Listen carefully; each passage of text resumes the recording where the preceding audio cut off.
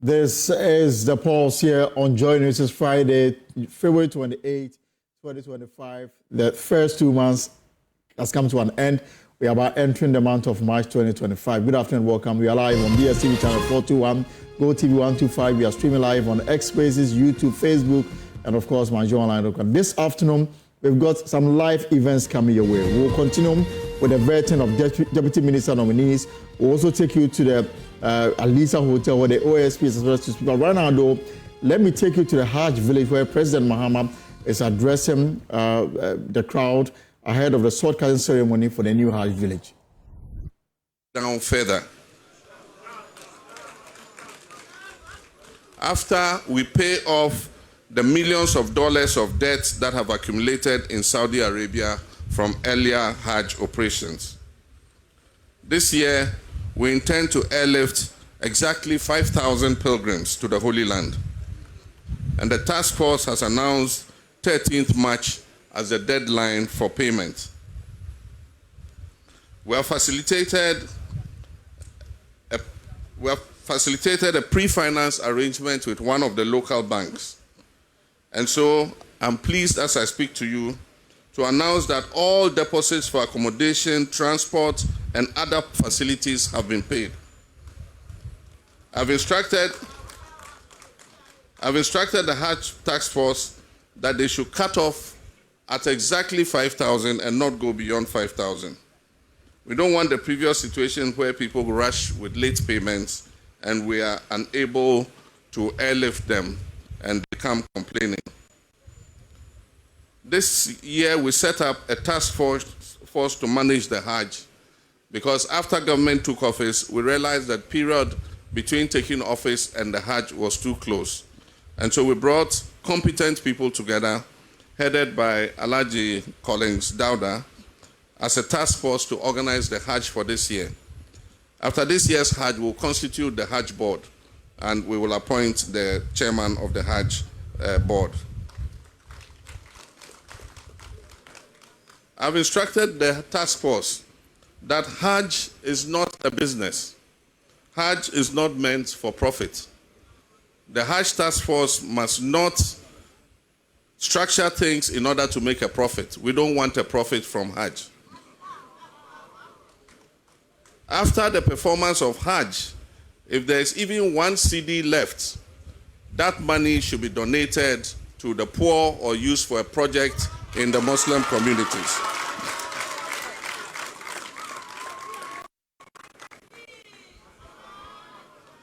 His Eminence, the Chief Imam, eminent Muslim Ummah, I'm also happy to announce that I've instructed the legal counsel at the presidency, Madame Marietta Brew, to amend the Public Holidays Act to provide an extra holiday for the Muslim celebration of Eid al-Fitr. Therefore, beginning this year, there will be 2 days of holiday at the end of the holy month of Ramadan. Indeed, Allah reminds us in the Holy Quran, and I quote, it says, "Verily, the first house of worship appointed for mankind was that at Makkah, full of blessings and guidance for mankind and the jinn." And this is Surah Al-Imran 396. And in another verse, and I wish to quote again, the Quran says, "And proclaim to mankind the Hajj. They will come to you on foot, on an every lean camel. They will come from very deep and distant mountain highways." And this is in Surah Al-Hajj, chapter 22, verse 27.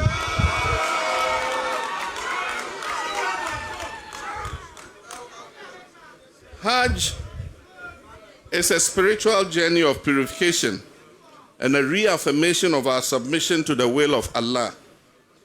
This journey begins with our 5 daily prayers, and it intensifies through the holy month of Ramadan and reaches its pinnacle in the rites of the Hajj. I've always told my father, the Chief Imam, that I pray that Allah spares his life so that he will see 2 things in his lifetime before he is called to Jannatul Firdaus. One of them was the construction of the National Mosque in Kanda. And I thank Allah that He spared his life to see that beautiful edifice. The second was the construction of a permanent Hajj village for pilgrims traveling to the Holy Land. And today I thank Allah that our Father is with us on this auspicious occasion. Since I came into public service, one of my greatest concerns has been ensuring that our Ummah embark on this sacred journey with dignity and in a conducive environment. And indeed, there's a hadith that states, "Indeed, Allah is beautiful," I quote, "and loves that which is beautiful," unquote. In 2009, when President John Evans Atta Mills of blessed memory commissioned me as his vice president to supervise the Hajj operations, I found a very pathetic situation in which pilgrims were left to sleep in the open at the El Wak Stadium. Many of them were bitten by mosquitoes and came down with malaria even before boarding their flights for the Holy Land. I therefore, with a team, set out to remedy the situation with Alhaji Bene and his group by setting up a temporary Hajj village using tents next to the El Wak Stadium. This improved the condition of pilgrims while they prepared to embark on the Hajj. Following an aircraft overshooting the runway at the Kotoka airport, the temporary Hajj village had to be moved from that site, and it was brought to its current site close to the Accra Polo grounds. Each of these temporary structures was an improvement over the previous one, but none of them fully met the dignity and comfort that our pilgrims deserve. During all this time, we were engaged with the Ghana Airport Company Limited to provide land for a new and permanent Hajj facility to be built. I therefore today give credit to all those who have worked, including members of the past administration, to bring us to this point where we can cut sod for this complex facility that will guarantee the safety and comfort of our pilgrims before they leave for the Holy Land. Today we gather here not as politicians, but as one people, Ghanaians, who genuinely seek the welfare of our Muslim brothers and sisters wishing to embark on the Hajj. We're taking a bold step forward. This new Hajj village will serve as a modern, well-equipped, and dignified facility for our departing pilgrims. Fellow citizens, as you were told, this edifice includes a fully air-conditioned pilgrims hall to ensure comfort before departure. And so this is like a terminal building, a smaller version of Terminal 3. And so they'll be checked in there, and then they'll be taken straight to the aircraft to board and depart.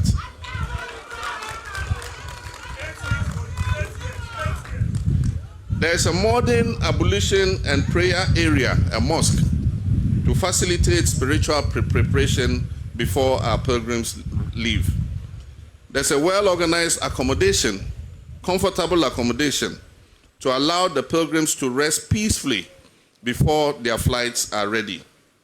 There's a dedicated health facility, a modern clinic, to provide medical care and screening before they depart. There's a market and catering facilities so that they can be well fed before they leave. There will be an immigration desk and check-in services to streamline travel procedures before they embark on their pilgrimage. This project has been on the drawing board for a long time, and I thank Allah for allowing me to see this beautiful dream fulfilled. My thanks go to the management and staff of the airport company, Madam Yvonne and her staff, for making this project possible through what is a land swap agreement. And I thank our brother, the owner of Meshes Mawum's Construction, who are the promoters of this project, for their perseverance and diligence in bringing this project to commencement. My dear brothers and sisters, as I said, this project is for the welfare of all Muslims, notwithstanding political affiliation. and it is my fervent hope that we'll gather again here once more 24 months from now to commission this beautiful edifice to the glory of Allah. May Allah bless this project, may Allah bless this initiative and grant it success. Wa assalamu alaikum wa rahmatullahi ta'ala wa barakatuh. And before I resume my seat, I wish to extend my thanks to our Muslim ministers and MPs.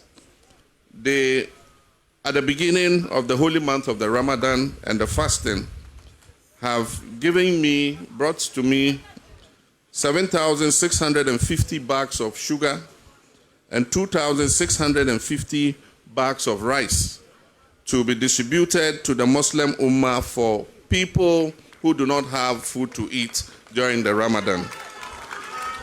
And so we'll do that presentation too here. Immediately after this event, we'll hand over these products. I want to thank Alhaji Muntaka Mubarak and all his colleague Muslim ministers and MPs for this kind gesture. Thank you very much. Assalamu alaikum.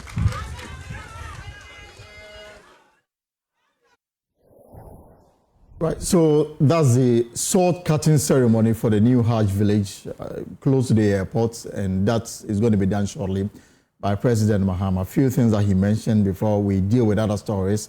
According to President Mahama, instructed the new Hajj board headed by Alhaji Colin Zawda that the number to be airlifted to perform the pilgrimage should not be more than 5,000.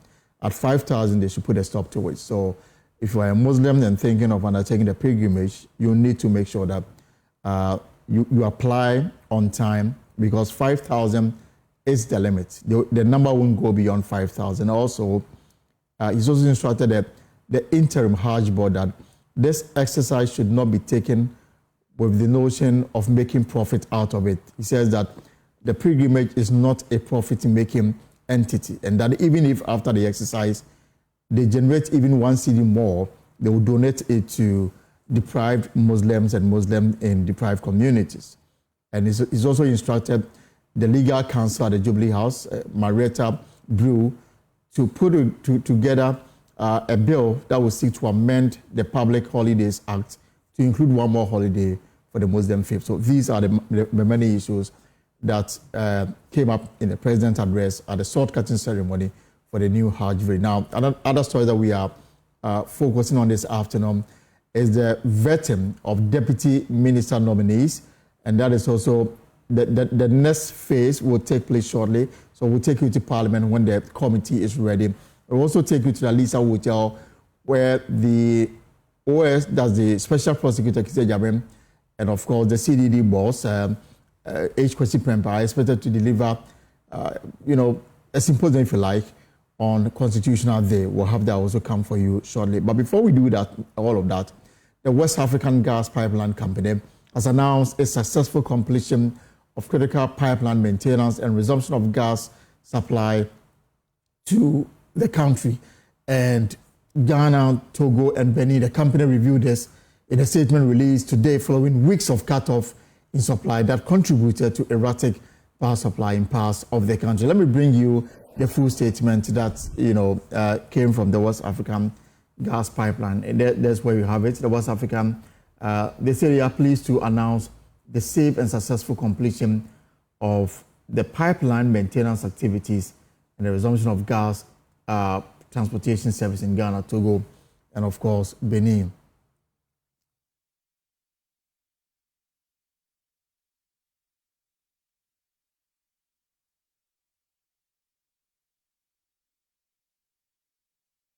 While this may appear to be good news, the woes of the power sector are yet to be overcome, because this afternoon, Early Power is threatening to halt electricity supply because of an outstanding debt of $47 million owed by the Electricity Company of Ghana. In a letter dated February 28, 2025, and addressed to ECG Acting Managing Director, Early Power expressed deep concern over ECG's persistent payment default, emphasizing that over $47 million of the total debt remains overdue.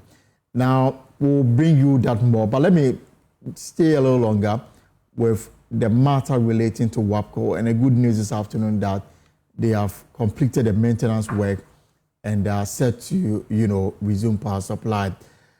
Dr. Isaac Doku is Corporate Affairs Director with WAPCO, and he joins us via Zoom. Doctor, good afternoon and welcome to The Pulse.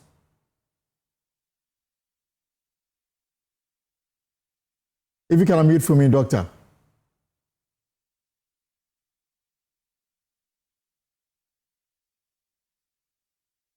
Yes, Dr. if you can hear me, good afternoon, welcome to The Pulse. If you can unmute for me as well. Yeah, good afternoon, and thanks for having me. Great. So the last time we spoke, I remember it was only three weeks ago. It was also a Friday, and we spoke. And it was the time you announced that we're going to start the maintenance exercise.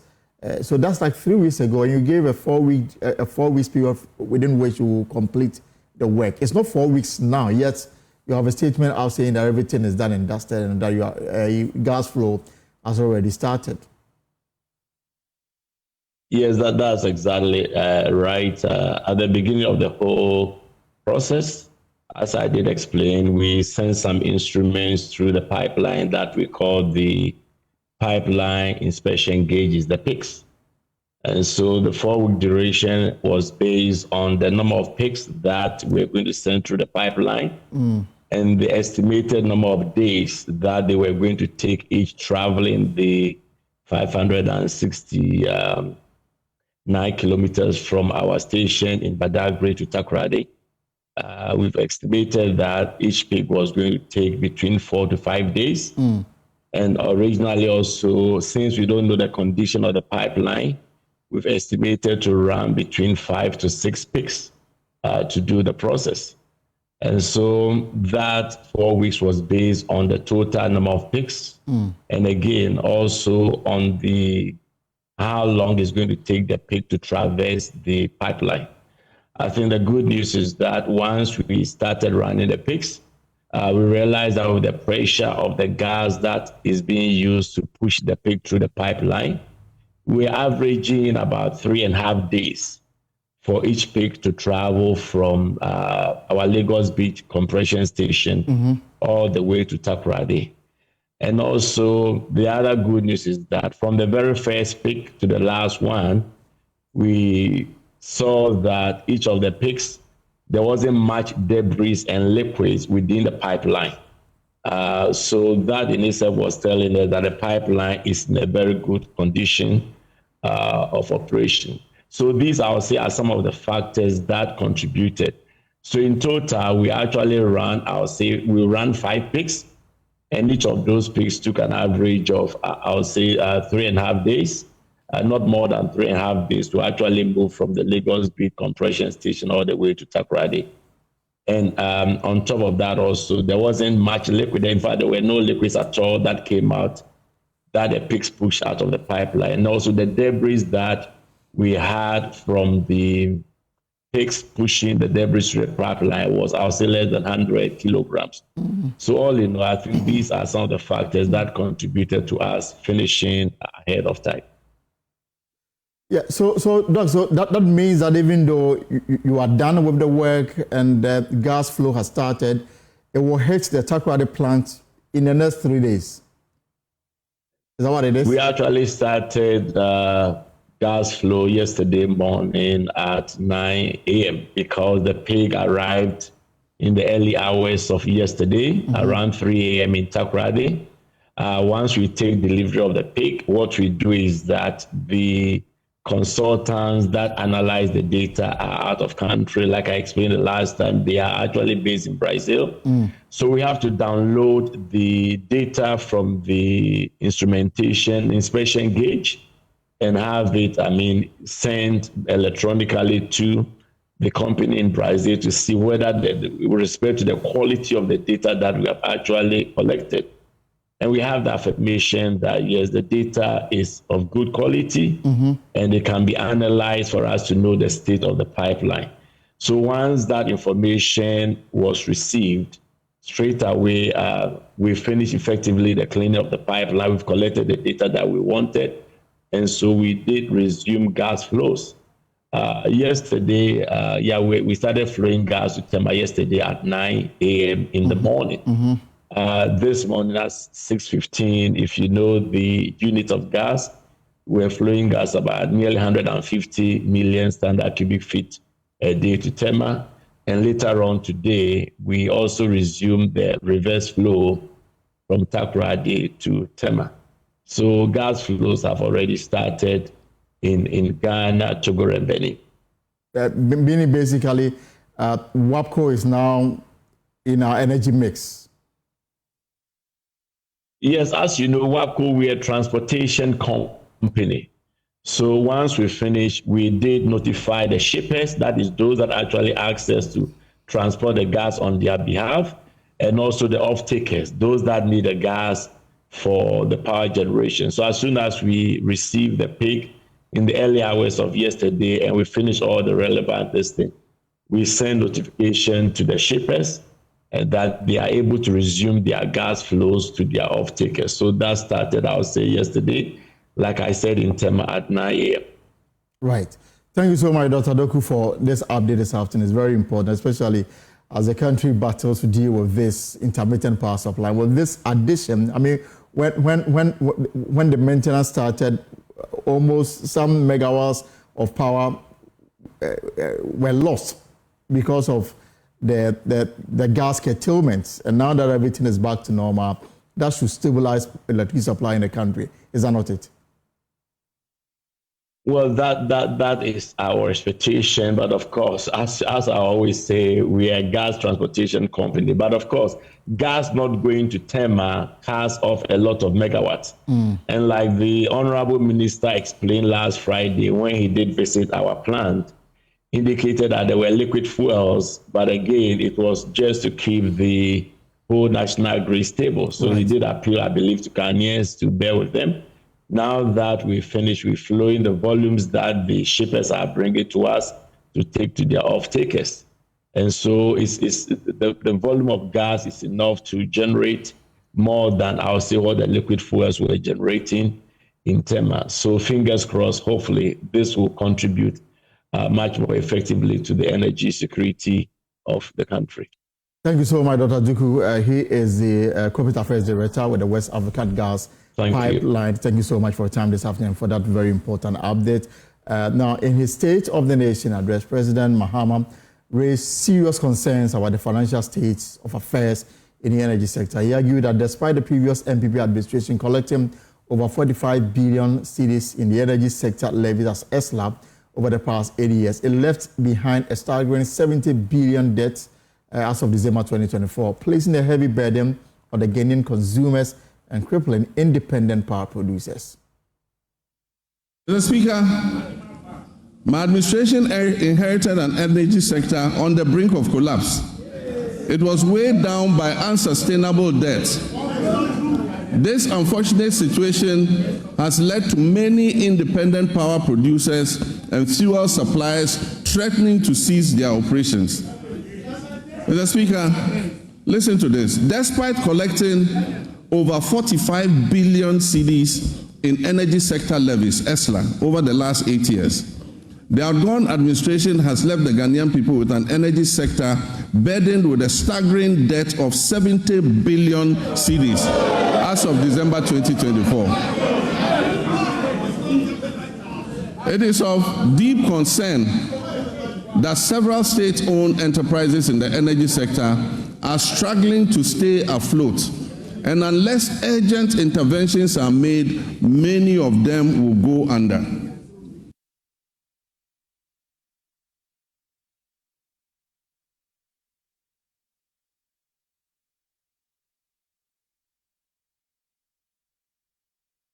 Here on Joy News. Now, I will take you live to the Appointments Committee in Parliament now, where the Deputy Minister for Defence designates Buja Jamfi is before the Appointments Committee. Marketing Kumasi Office, National Trust Holding Company Limited, NTAC. I also work with Joe Beck Foundation Ghana. Thank you, Mr. Chairman. Beck Foundation as well.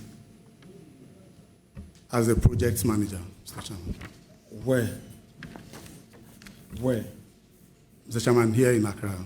Who owns that company, organization? Mr. Chairman, the founder of the organization is Mr. Joseph Magnus Mate. And you were an employee or you worked as a volunteer?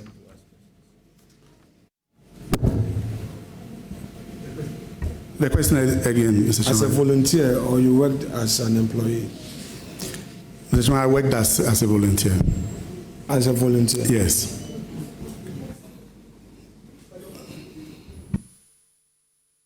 So, Honorable Ranking Member, which of the companies are not on the CV? So that I'll grant him leave to amend. Deal with this substantive. Because I have here Joburg Foundation, Ghana. I have National Trust Holding Company, Information Service Department, Zero Fixed Rent, and a teacher at Glad Tiding International School. So which one do I grant the leave for him to amend? Very well.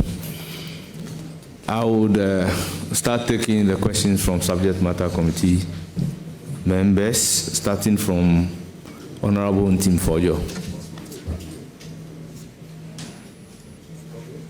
You have the floor, Honorable Ntim Fojo. You have the floor, Honorable Ntim Fojo. If you are not ready, you can tell me you are not ready, then I'll offer the opportunity to another person. Very well. Thank you very much, Honorable Chair. Honorable nominee, congratulations. Great. Notable experts in defense and international security have noted that when military institutions are empowered to be in business, it becomes inimical in democratic pursuit in the long term. And they cite the case of Egypt as an example, for instance. With the recent statement made by the president, that goes to indicate that the military may be empowered to get into businesses of their own. How do you see this trend posing potential threats to the democracy we have in this country in the long term? Thank you, Mr. Chairman. Mr. Chairman, the armed forces involving themselves in businesses is something that, for me, has a constitutional backing. If Mr. Chairman refers to the provisions in the Constitution that establishes the Ghana Armed Forces, it is very clear that the Ghana Armed Forces can engage in activities that will contribute to national development and reduce poverty. And there are many countries that have practiced that and have been successful. So, Mr. Chairman, I am going to the ministry as a deputy minister to assist my minister to deliver on the vision of the president. And that is what I'm going to do. Thank you, Mr. Chairman. So as a follow-up, how do you intend to support your minister to ensure that whilst empowering the military to engage in certain businesses, they do not cross the line into to the extent that may become a threat to the democracy of this country? Thank you, Mr. Chairman. Mr. Chairman, I am going to the ministry to assist the minister to deliver on the president's vision. And that's exactly what I'm going there to do. Thank you, Mr. Chairman. The president yesterday, in the message on the State of the Nation, indicated a bold announcement that national service personnel are going to be given military training. In your briefing, have you obtained how much that enterprise may cost the state and how sustainable that may be? Mr. Chairman, no. I have not come across any costing with regards to this particular project. Thank you, Mr. Chairman. And as a follow-up, well, once you haven't, in all fairness, you haven't obtained a briefing on that, I'll have to skip to my last question. Given your prior background, as you enumerated, having been a teacher at some point and dovetailing that into education, how do you see the recent status of the military training institution having attained the charter status and now having become full-fledged university of their own, the Defense University? How do you see that position, giving gravitas to enhance the status of the Defense University as a regional institution that can build capacity of both civilians and uniformed personnel in the SAMP region? Thank you, Mr. Chairman. Mr. Chairman, I think that that's a very good development, because for the Ghana Armed Forces to function effectively, there must be training, effective training, in order that the men, as we have, will be up to date with current trends of threats across the globe. And so I think that what you have made known in your question is a very, very positive development. Thank you, Mr. Chairman. Wish you all the best. Godspeed. Thank you. I'll give the floor to James Agalga, Honorable. Mr. Bruja Jemfi, congratulations. You and I have come a long way. So I'm very excited about your nomination. That said, Bruja, I want to ask you a question which is in the context of civil-military relations. A few years ago, Major Mahama was brutally murdered by a mob, and may the soul of Major Mahama rest in peace.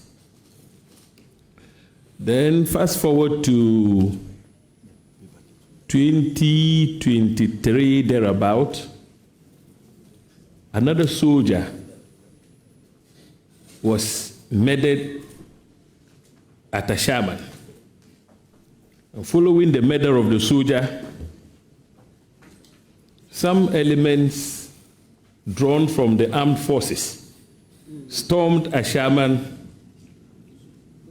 and brutally assaulted anybody who came in sight.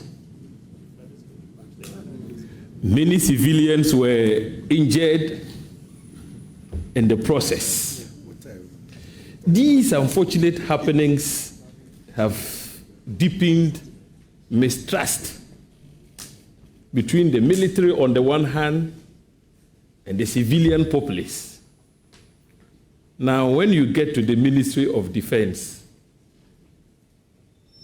what would you do by way of support to the substantive minister to promote good civil-military relations? Thank you. Thank you, Mr. Chairman. Mr. Chairman, I believe that the civil population have high respect for the Ghana Armed Forces. And I think that there exists that relationship with the civil population.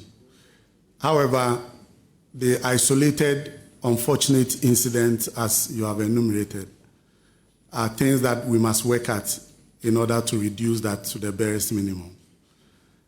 I am going to assist my minister to encourage more civil-military engagement. The ministry can engage with the NCCE to have education on the primary role and the respect that we must have for our security institutions. So, Mr. Chairman, I'm going to the ministry to assist my minister, who is my boss, to work at reducing those isolated incidents. Thank you, Mr. Chairman. Thank you, Honorable Nominee. My second question, and let me give you the background. In 2015, an ambitious project was launched by government which was aimed at expanding our armed forces. Now, as part of the program for expansion, our armed forces was supposed to, in terms of numbers, be increased from whatever number it was at the time to at least 50,000 personnel. Now, there was supposed to be a corresponding inflation in ranks to the extent that at least Ghana could now have a 4-star general. Honorable Broja, as we speak, though the expansion program has started, we are nowhere near achieving the targeted 50,000 personnel that was envisaged. But the former president, in his last State of the Nation address, announced the promotion of the Chief of the Defense Staff to the rank of 4-star general. Then the service chiefs, of the Navy, the Army, and the Air Force were promoted to the rank of Lieutenant General or its equivalent, thus putting the cat before the donkey. Honorable Broja, when you are approved, what would you do about this situation where the cat has been placed before the donkey? Thank you very much, Honorable James Agalga. Your answer to the question. Thank you, Mr. Chairman.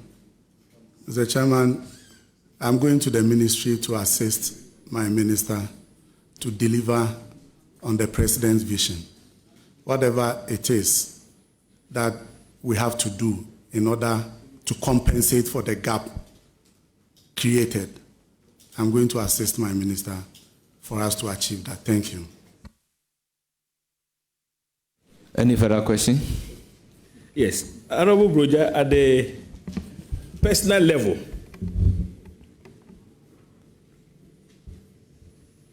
what type of armed forces would you want to assist your minister to, leave behind when you eventually leave the ministry? What would you want to be remembered for as the Deputy Minister for the Defense, after you have served?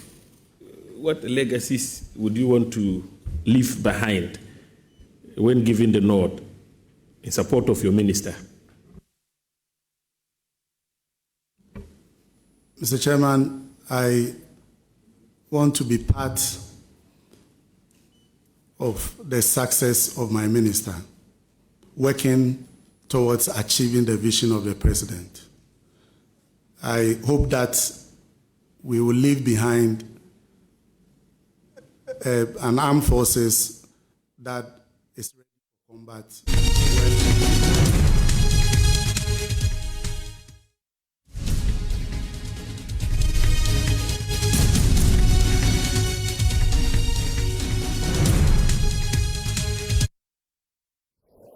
Right, we'll have to break in now and take you live to the Lisa Hotel, where the Special Prosecutor, Kise Jabem, is delivering a lecture on constitutional democracy. When he is done, I'll take you back to Parliament to continue with the vetting of the Deputy Defense Minister designated, Ernest Wojajamfi.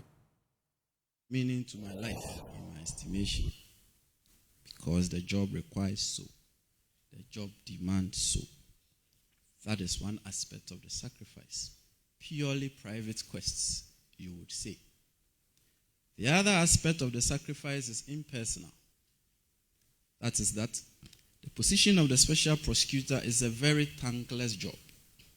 It fetches you droves of enemies daily, and it brings you into frontal contact with the lowest forms of debasement in humans.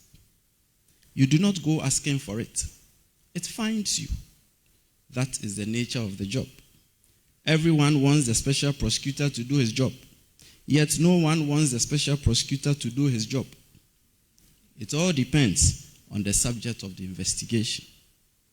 This paradoxical predicament is perhaps an index of the human condition, which is that though we accept that we need to rein in corruption, yet no one wants to yield freely to scrutiny.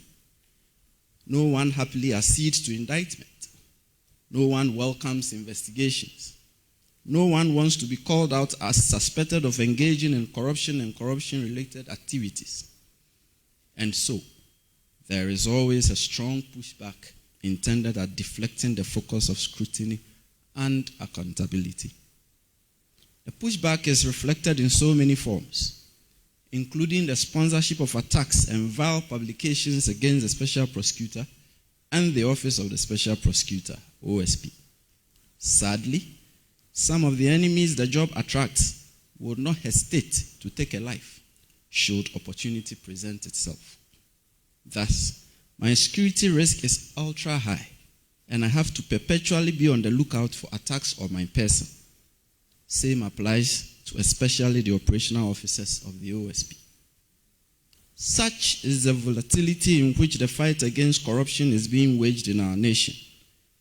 And the only fine hour of the job is the hope that one is helping to build a just and fair society. One only hopes that it is not a hopeless sort of hope, and that it is a hopeful sort of hope. This perhaps accounts for the realism of only a few good men in the space, as I see it. In the ordinary circumstances of mankind, not many persons would offer their services and expend their energies in such a charged environment. The fight against corruption demands immense sacrifice from us all. It requires purging oneself of reproach first, and then forming a containment ring of communal reckoning, of not having a choice about it, but to keep suppressing and repressing such acts. It is upon this aspiration I proceed further. Part 1. The usual suspects: corruption and state capture. Corruption is as old as time itself. If you put any premium on the creation story in the Bible, then it will seem that from the moment Eve allowed herself to be beguiled by the serpent, which precipitated the fall of man from grace, the human situation has been forged negatively in corruption. I have always wondered how the serpent procured the guileful information about the knowledge of the tree of good and evil. Who passed the information to the serpent, and for what purpose? And what was in it for the serpent? What did he stand to gain from that venture? The serpent certainly got a just desert afterwards by being forever consecrated to go about on his belly. Though we are not told, it seems to me that the serpent did not act alone. Do you think? It appeared certainly to be in cahoots with others. It was a masterfully calculated act. It must have been set to it by co-conspirators who wanted to assure the fall of man. Again, it seems to me that the first case of delict, which attracted opprobrious sanctions, had corruption written all over it. In the past 26 years or so, the fight against corruption has engaged global attention on almost the same scale as the human rights drive which preceded it. Now we're a bit quiet on human rights, aren't we? Now we are very vociferous on corruption. From the applaudable efforts by Transparency International, which took it upon itself to fight global corruption, through the augmentation of the fight by other international organizations, notably the Organization for Economic Cooperation and Development, OECD, and the United Nations Office on Drugs and Crime, UNODC, Further, through the adoption of national policies, laws, and regulations by states, to the involvement of civil society and corporate bodies, the fight against corruption is presently a universal bride.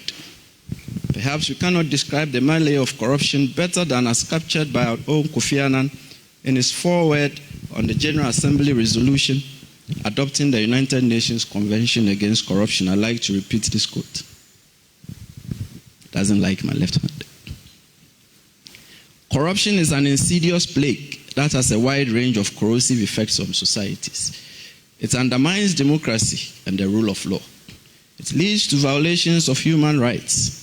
It distorts markets, erodes the quality of life, and allows organized crime, terrorism, and other threats to human security to flourish.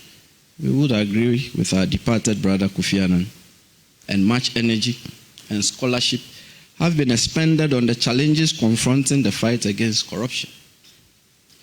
I have no intention of boring you with an enumeration of these well-known and oft-lamented difficulties. We know them all so well, and they play out so debilitatingly in the politics of anti-corruption. Actually, we owe a disconsolate tribute to the challenges as a reason for the unhappy state of the fight against corruption. In my estimation, corruption begets morally opprobrious conduct. It engenders greed and individual interests. It encourages the setting aside of rules. It lowers standards in all aspects of life. The effect of corruption is all around us. Huge sums of public money that could provide social amenities to our people are funneled into private pockets. We hear stories of corruption in almost every interaction with the systems of the state. We hear talk that apparently one needs to pay a bribe to obtain some government jobs, to obtain school postings, to pass exams, to triumph in elections. Does that sound familiar? Even to obtain some state identification documents. The list is endless. In this society, which is governed by what I term pay-to-play rules, the poor and the marginalized lose out completely. The other suspect, state capture, is itself a form of corruption. It is characterized by a few interests and persons capturing the decision-making and resource allocation systems and processes of the state. In effect, the captured economy is nothing more than a reflection of the few captors who steer the nation solely for their private benefit to the woe of the aggregate national interest. The few captors become the state, and the state becomes them. The state is then reduced to merely a sort of private property. In this scheme of affairs, nothing stands in the way of the few captors, and they engage in corruption to fantastic degrees. Part 2. Disappearing acts. We know we must act. We know we have no choice. The question has been, what course do we take? And how do we stem the tide of corruption and its satellite moon, state capture?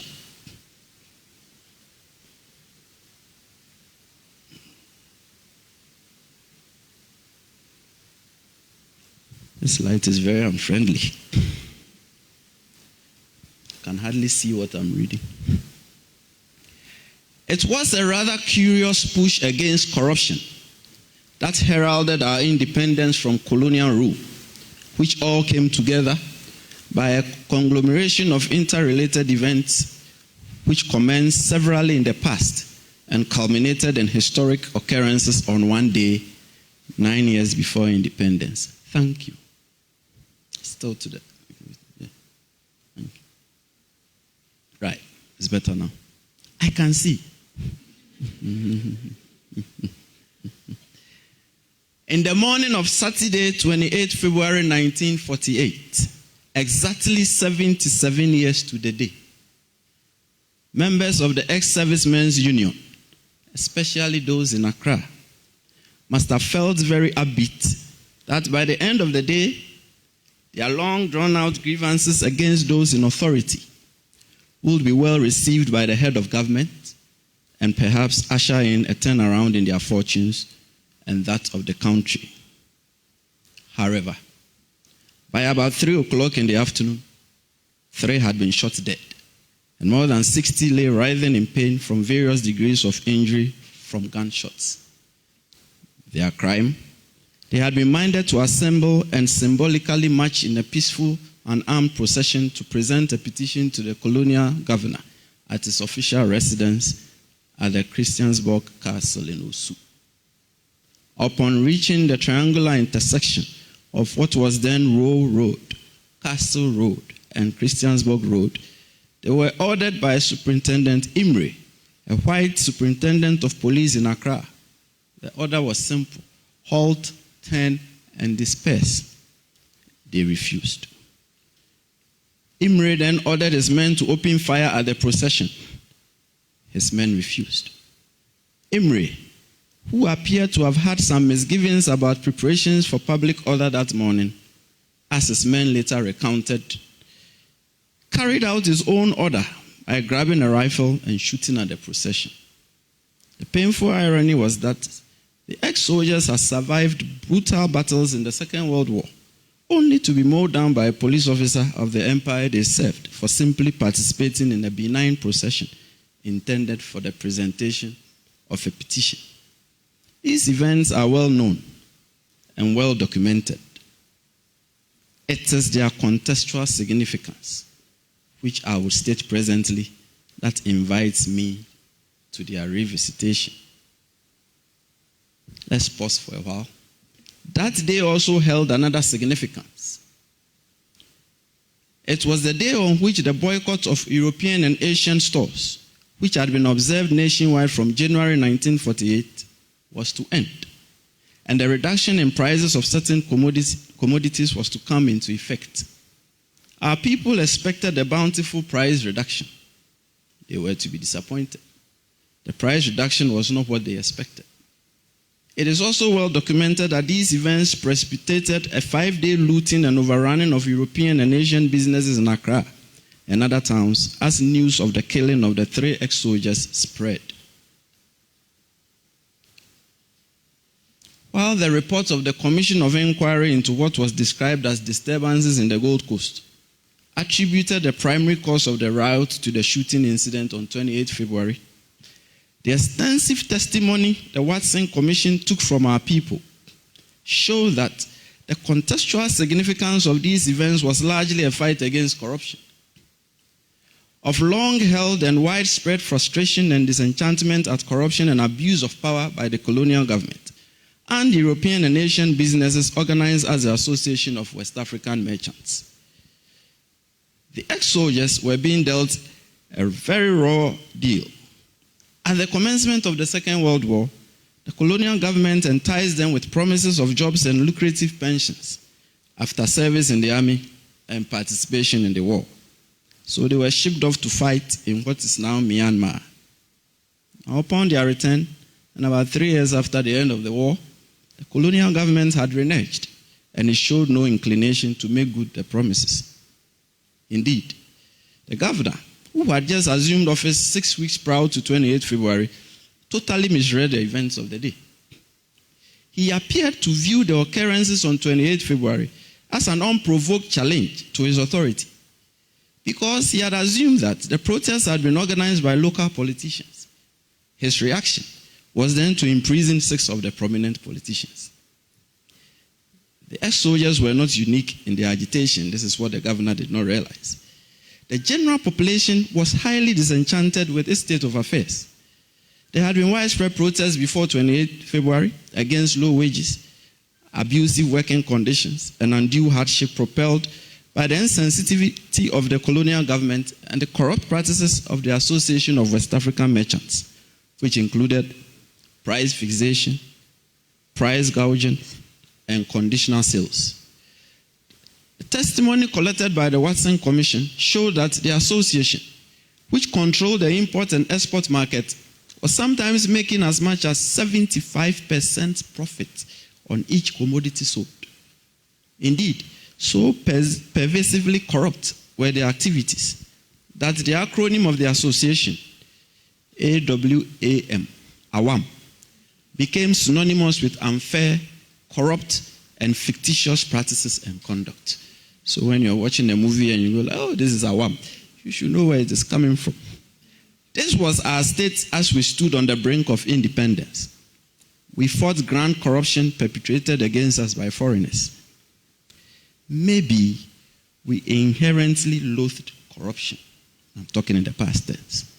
Maybe we engaged in that struggle because it directly affected our income levels and livelihoods. Of course, if someone is price gouging to 75% abnormal profit, you would rebound on it. Maybe it was both. The point is that we did fight. A good fight, it was too. 9 years later, we became independent. Then we took over our own affairs. And here we are. In politics and business, we became masters of our own destiny. What did we do? Need I tell you? We descended into the fray. Now we were in charge. Since then, we have been unable to put a secure lid on the cauldron of corruption, and our efforts appear to be disappearing acts. Indeed, as my brother Senor alluded to, every government we have had cited corruption in its predecessor government. It has been such a race to the bottom that the easy excuse of all the coup makers and plotters, successful and unsuccessful, has been to level corruption charges against those they overthrew or attempted to overthrow. On this score, I'm not taking the coup makers and plotters association to task. That is not why we are here today. We will revisit that another day. Today, I'm only saying there was indeed corruption at every turn and time. So they could easily mount an excuse on that mount to overthrow or attempt to overthrow a government.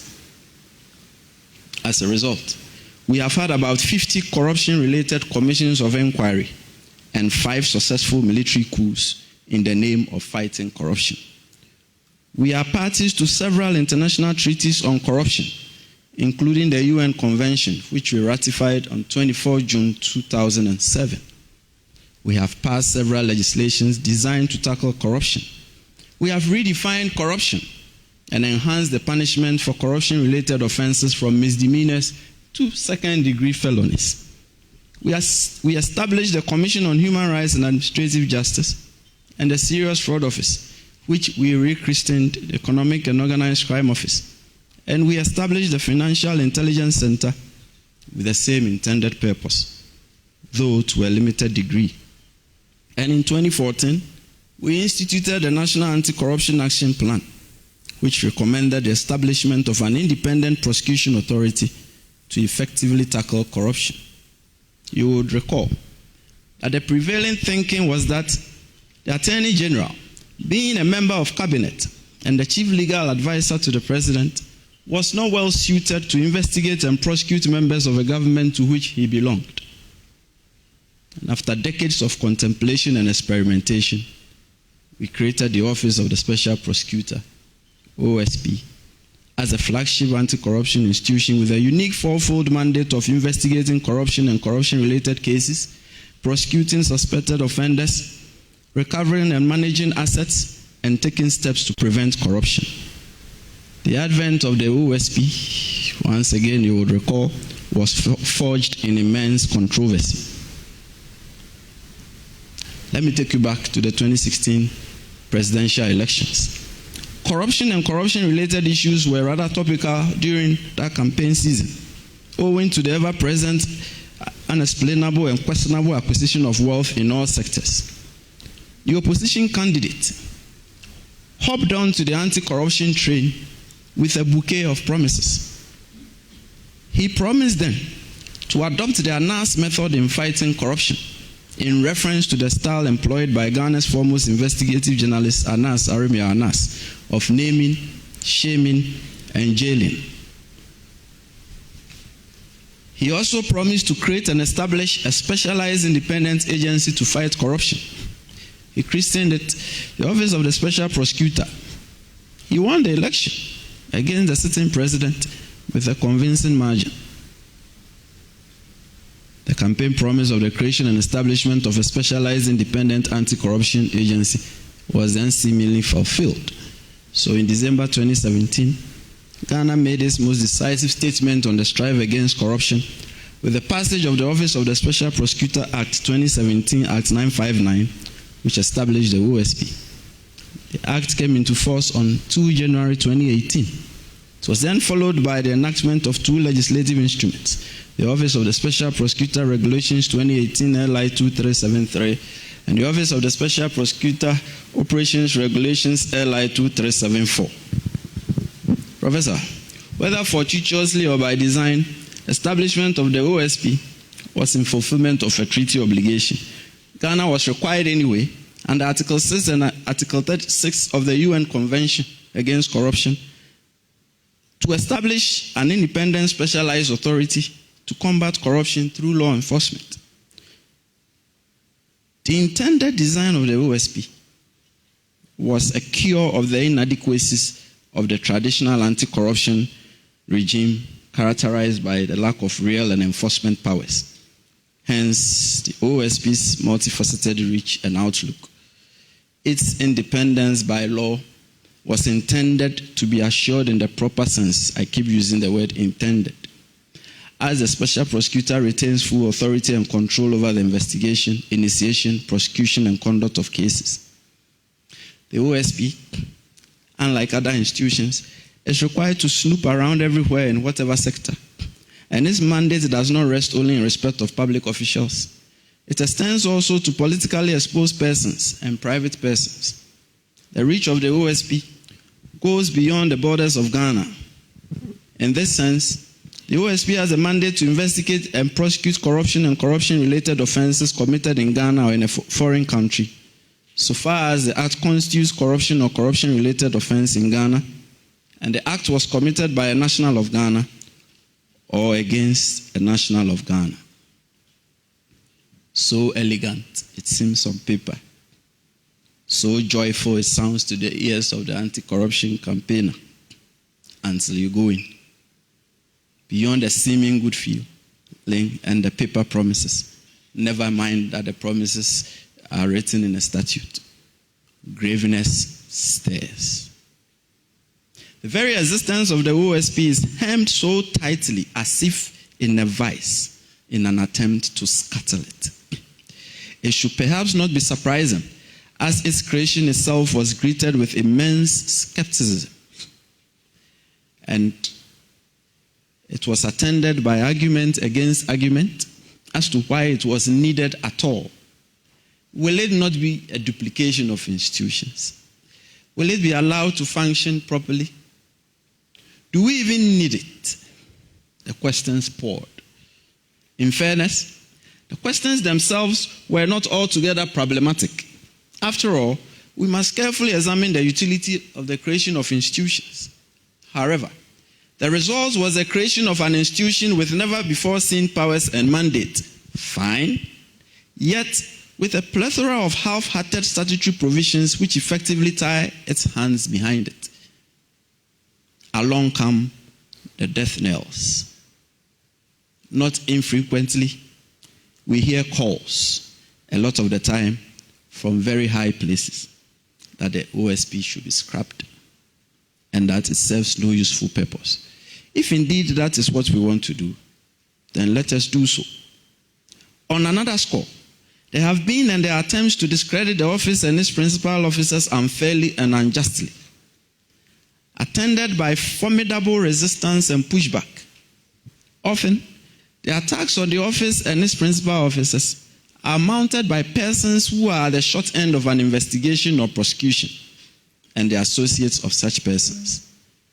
The effect of the existential challenge confronting the OSP is that though the nation collectively acknowledges that we must fight corruption, yet there is also a specter that the flagship agency designed, even if imperfectly, to fight corruption is not needed and should be disbanded, while others actively undermine it and its principal officers. This has translated into a rather curious cycle. First, the outburst of an outcry when the OSP acts, and an outcry when it is seen as not acting. It is as if we do not know what we want. The situation in Ghana now is, and I stated this earlier, we must fight corruption, but we must not fight corruption. That is our state now. It all depends on where we stand in respect of an investigation. Our collective behavior shows that we do not reward integrity, and we do not want to reward integrity. The biomalady of corruption and state capture has every intention of staying with us unless we act. In their various manifestations, they inhibit our progress and dissipate our resources. We experience their debilitating effects all around us in their full force, and they are ingrained in our society much like rituals. Meritorious or otherwise rightfully deserving standards for the allocation of opportunities and resources are eluding us. The abuse of entrusted power for private gain is the currency. Misrepresentation of events and facts for pecuniary gain has never been this attractive. And then there's a sprint for the inordinate control of state institutions and the public decision-making process. State institutions are being neutralized as appendages of individuals, and existing laws and the legal system are being weakened for private gain. Then, to further sink ourselves in our ill progress, we are flighting away and secreting our illicitly gorged up bounties to other jurisdictions to avoid detection and to evade recovery. And it seems to me that no one can put an actual price tag on the attendant social and economic cost of corruption and state capture. These are endemic in several sectors in the economy. A notorious suspect is the extractive industry. Offshore, we are confronted with the scourge of oil bunkering. On land, we are bedeviled with wanton destruction of protected forests and real property, and the mind-numbing pollution of our water bodies, all in the name of making wealth. Go ahead, get paid. We are standing at a single spot and spinning around slowly on one foot in a circle, much like a gyroscope. The conversation has become very sterile. The fight against corruption is proving to be an unruly bride indeed, I said some time ago. She is not lending herself to agreeable domestication and cohabitation. And we are not recording much success. Our progress is hampered, and we are unable to move the needle of development to any appreciable height. Our story is a cycle of self-defeat and disappearing acts. First, we begin by collectively acknowledging that we must fight corruption. That sort of lights a glimmer on the horizon that there is hope. Then we dim the glimmer by approaching the enterprise of the fight against corruption half-heartedly. That is to say, we appear to know the cure to the malaise, but we are unwilling to take the medication fully. It is as if we do not want to actually cure it. It's as if we want the disease, though we reckon it is slowly killing us. I dare say it is quite a head scratcher. Citizens view anti-corruption law enforcement institutions as largely hemmed in by political marginalization, and thus part of the problem. This is because citizens perceive a high incidence of impunity among the elite, as they should, and that corruption investigations will invariably amount to nothing and yield no consequences. I do not blame them. Further, citizens view those in authority as a problem, and they are quick to condemn corrupt acts attendant upon official acts, as they should. Yet, citizens play a significant role in the problem through acts of open support for official corruption and sometimes participation in same. Given the Ghana Institution of Engineering lecture about 2 years ago, I said this, that on another score, not too infrequently, the public decries the state's longevity and quality of our infrastructure. Why do we not have the best infrastructure as they do in some places? The citizen ponders. Why are our roads so bad? The motorist asks. This stretch of road was constructed just 2 years ago. Why has it developed craters for potholes already? He quizzes further. Whoever designed this roundabout or intersection does certainly live on another planet, a bystanding observer muses. Whose idea was it to design and fit such a closed-up claustrophobic casket of an elevator in such a huge and busy public building? A visitor fumes. Whoever designed the approaches and accesses to this building is certainly not a friend of disabled persons. Another visitor contemplates. We hear like complaints daily. We see the sources of the frustration and grumbling all around us. Professor, we may attribute some of these defaults to the poverty question. After all, if we had a wherewithal, we could insist on the very best and will not have to sort of beat back on the designs and construction of projects. We may not be inclined to output and accept the not so very best in that regard. And so, we may link some of the sources of the public consternation to the maintenance question, the lack of it, I mean, which in itself is likely an offshoot of the poverty question. Or we may trace it to our collective attitudes, if I may ask. From where I sit as a special prosecutor, poverty notwithstanding, I place these ills firmly at the door of corruption and state capture. They beget our poverty, which further begets more corruption. It is a poverty trap. We have to spring out of it to meaningfully develop. Simply put, we have managed to build for ourselves a solid culture of illegal and unfair gain, and it is strangling us. Part 3. I'm bringing it down. Glimmer on the horizon. It is not all despair, though. There is a glimmer on the horizon. The constitutional review process presents us with a golden opportunity to change the narrative and to get things effectively and efficiently working. We should transform the Constitution by weaving anti-corruption concepts and institutions tightly into its outlook and reach. And I am so glad that the chairman of the Constitution Review Commission is my reviewer. Professor, this is directly to you and your team. And right thereupon, after doing that, we should build on that framework a robust and pragmatic wave of statutory detail to give firm effect to the constitutional provisions to render corrupt activities high risk and ultra costly and unattractive enterprises. To do this, 4 truisms must guide this exercise. First, it must be borne in mind that the law always appears to be a step behind criminal innovation. And as technological advancement ushers in marvels hitherto unknown, perpetrators of corruption devise sophisticated ways adapted to avoid detection. Second,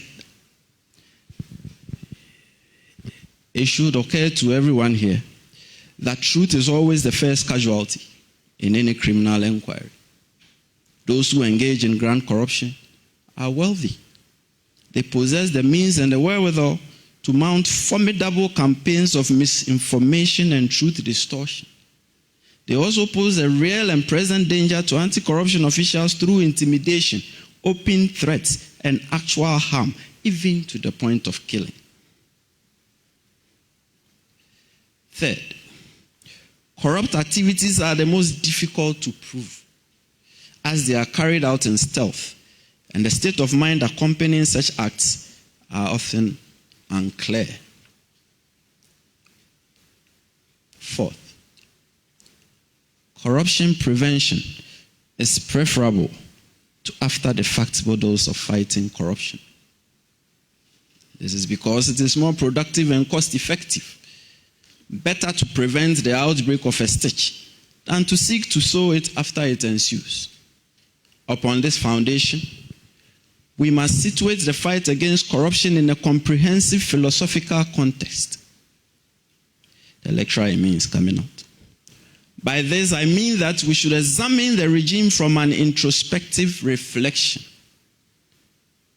Are we doing this because we believe it is the right thing to do? And will it produce the best results or consequences? On this score, we have to conceptualize anti-corruption legal concepts in a fundamental manner. That is, a review of the historical, philosophical, linguistic, economic, social, and political implications of law. Only then will the anti-corruption quest have real meaning as being firmly secured by law. This is because what may work in other jurisdictions may spectacularly fail here, and what may amount to corruption in other parts of the world may not necessarily fit in our worldview. All I'm stating is this: we must link our laws empirically to the facts of our lives. This is because the development of law is not just a construct intended to guide human conduct. There is a larger objective of formulating law and viewing it essentially as a drive from its evolution to its future direction as a tool for social change. So, Professor, a great starting point should be the reckoning that gift giving is ritualistic in our society. It is always difficult to distinguish between the lawful and the unlawful when it comes to gift giving in Ghana. And so when the bystander lends a hand to assist you to lift the side of your vehicle that is hanging over a gutter, he expects you to show appreciation by giving him a token cash sum. Well, these days, the bystander will actually demand the cash and may probably verbally abuse you if it does not forthcome. It didn't used to be the case, but now that is it.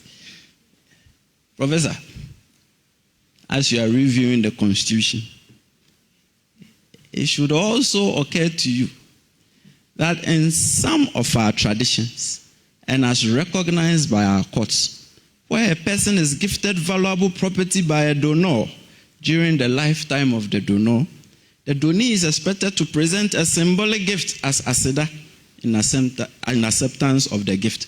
Who does that? We do that in Ghana.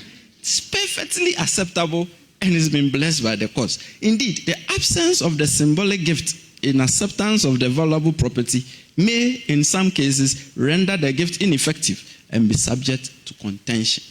If you were indeed gifted this by your grandfather during his lifetime, did you present aseda?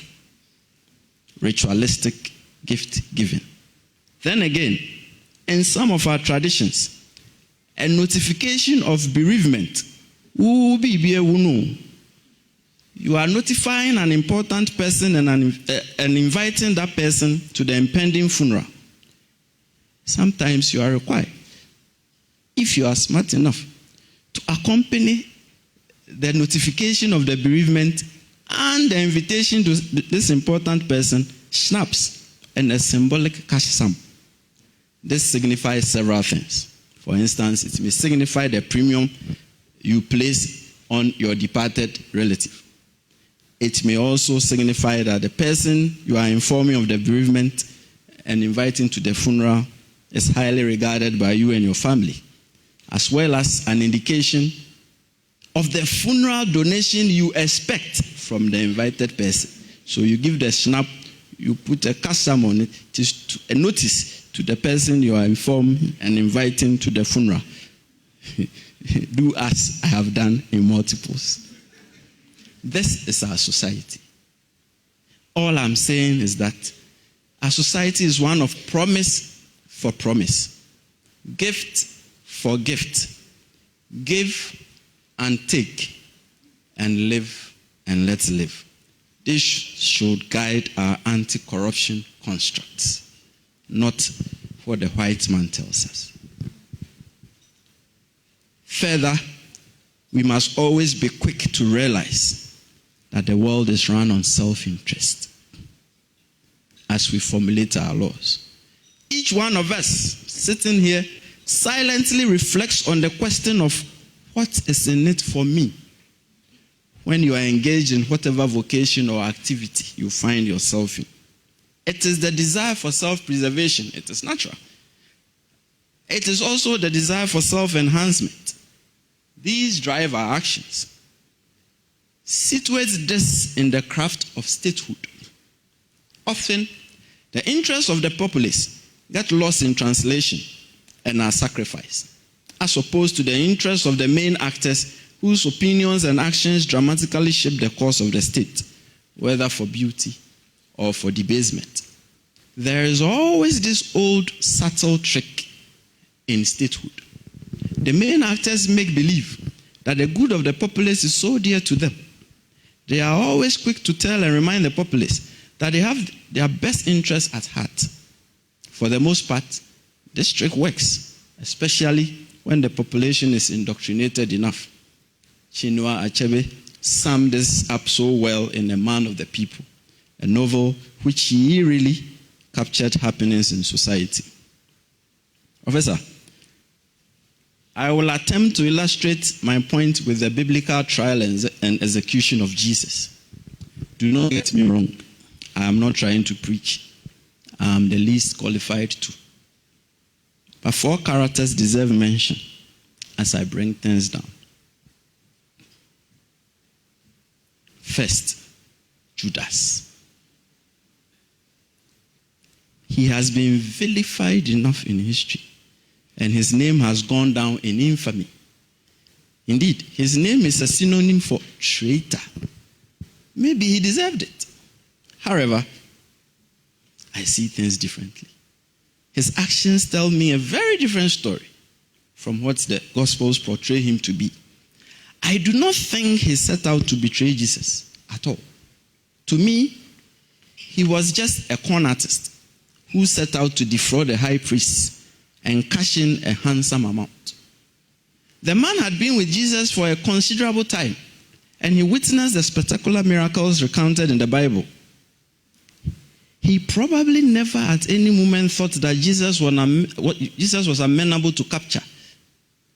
It was more probable than not that he thought Jesus would vanish and escape any attempt to capture him. Think about it this way. After all, Jesus had previously inexplicably escaped the throng of people who were desirous of throwing him over a cliff. He simply walked through and away from them, the Bible recounts. Therefore, in the estimation of Judas, Jesus would escape again, and he will get to keep his small fee just for revealing Jesus' whereabouts to the authorities. Just that, I will do. So his interest was very simple: getting paid, not betrayal. Next, the high priest. All in the context of statehood.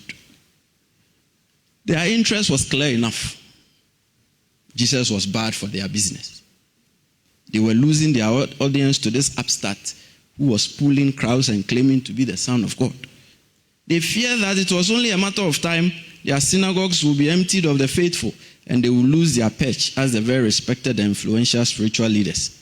So, better to contrive charges against him and have him taken away from the scene permanently. Now, let us call up Pilate.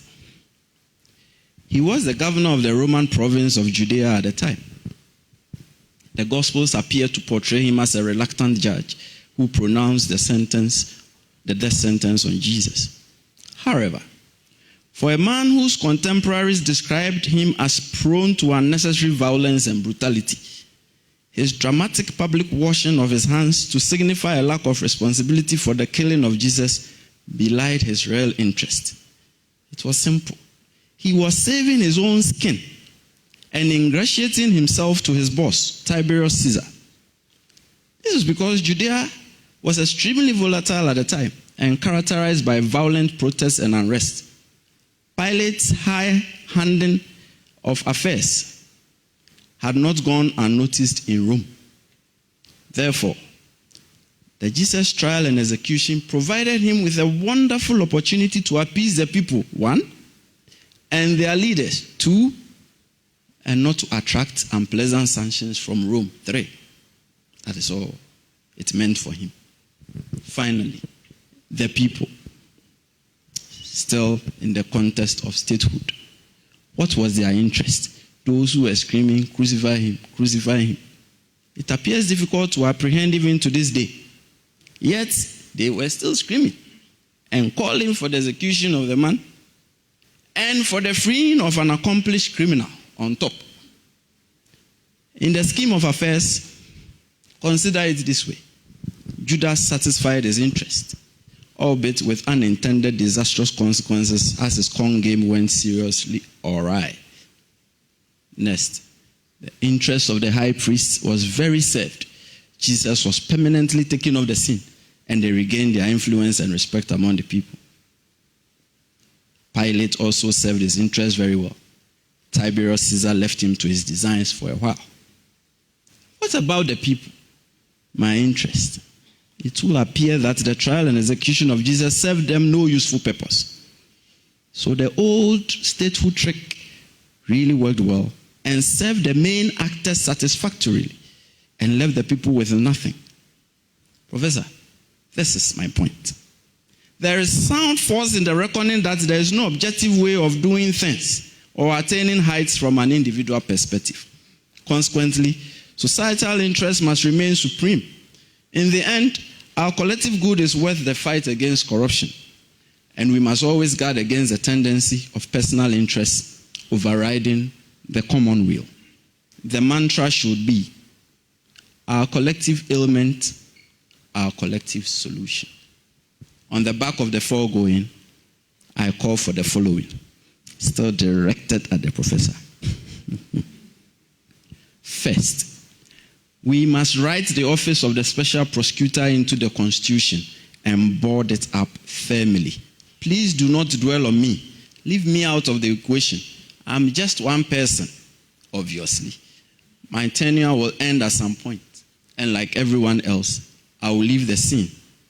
I say so because my experience has been that the OSP is being increasingly equated to me.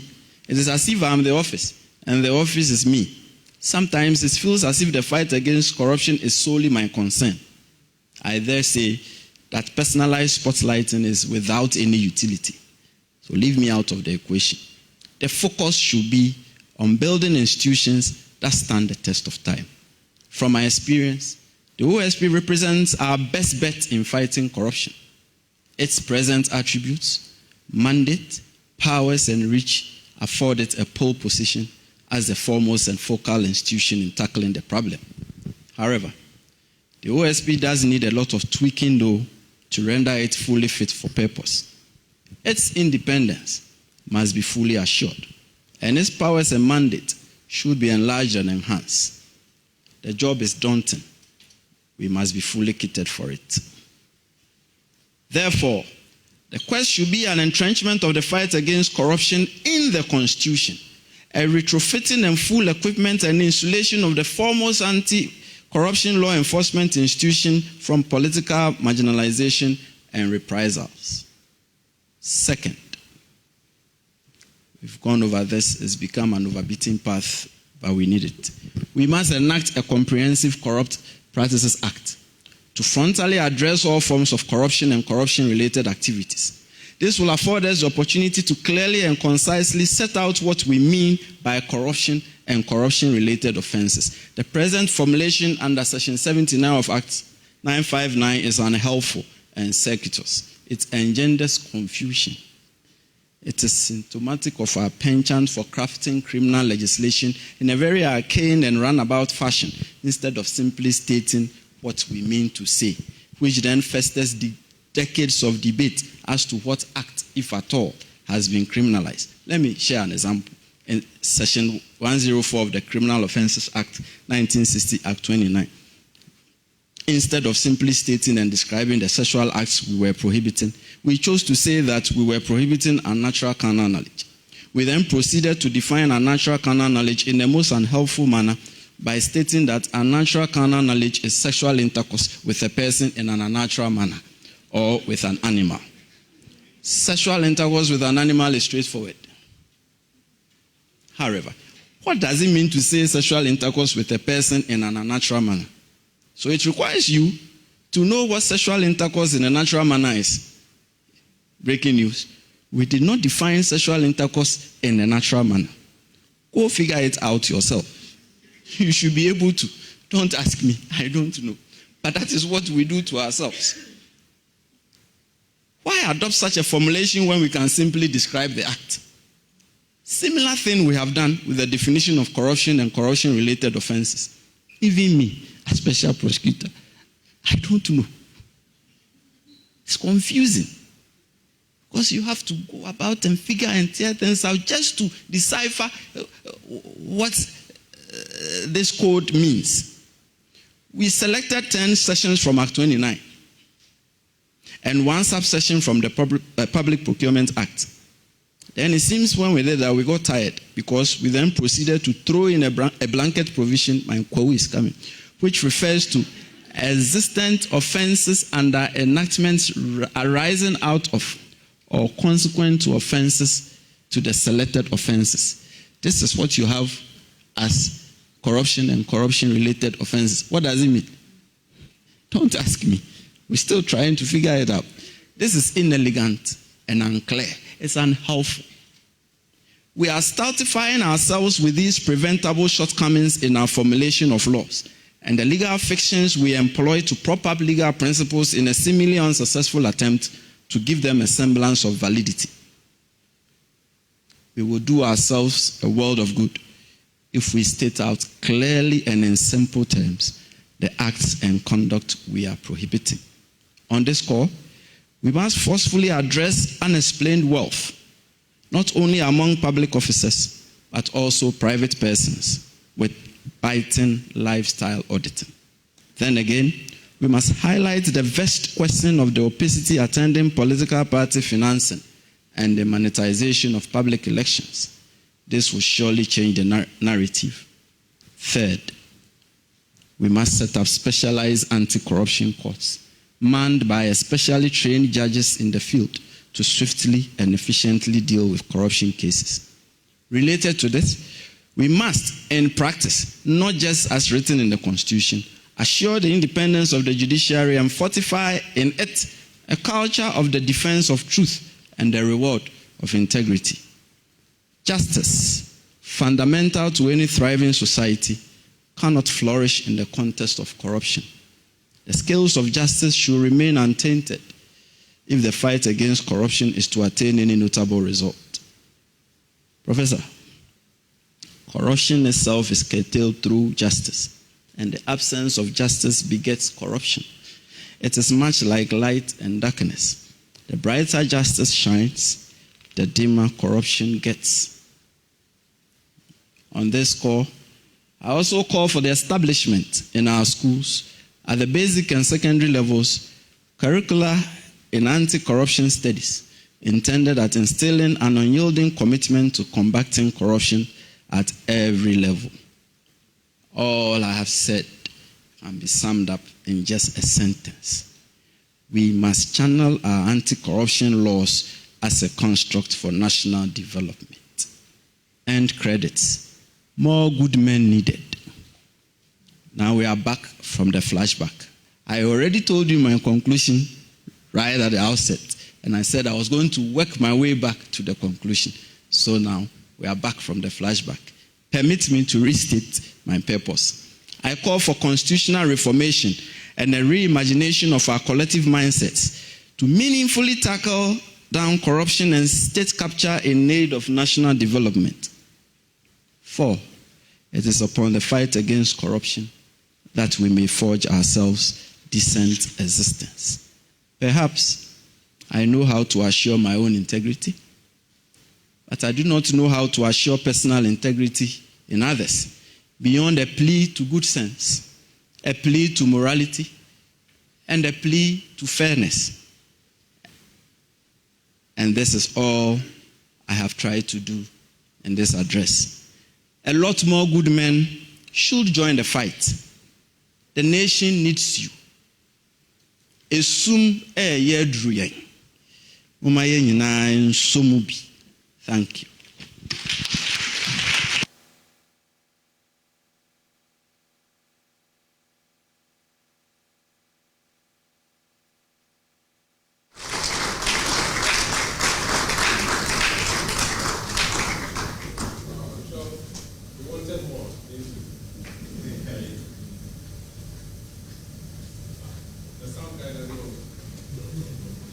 This corruption.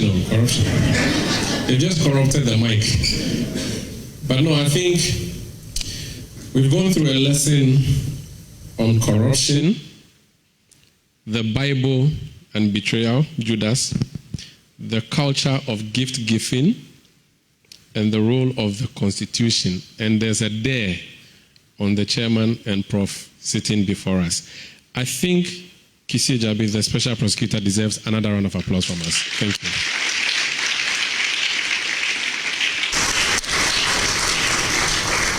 And the literal nature in which, as a student of literature, I was excited you started with a flashback.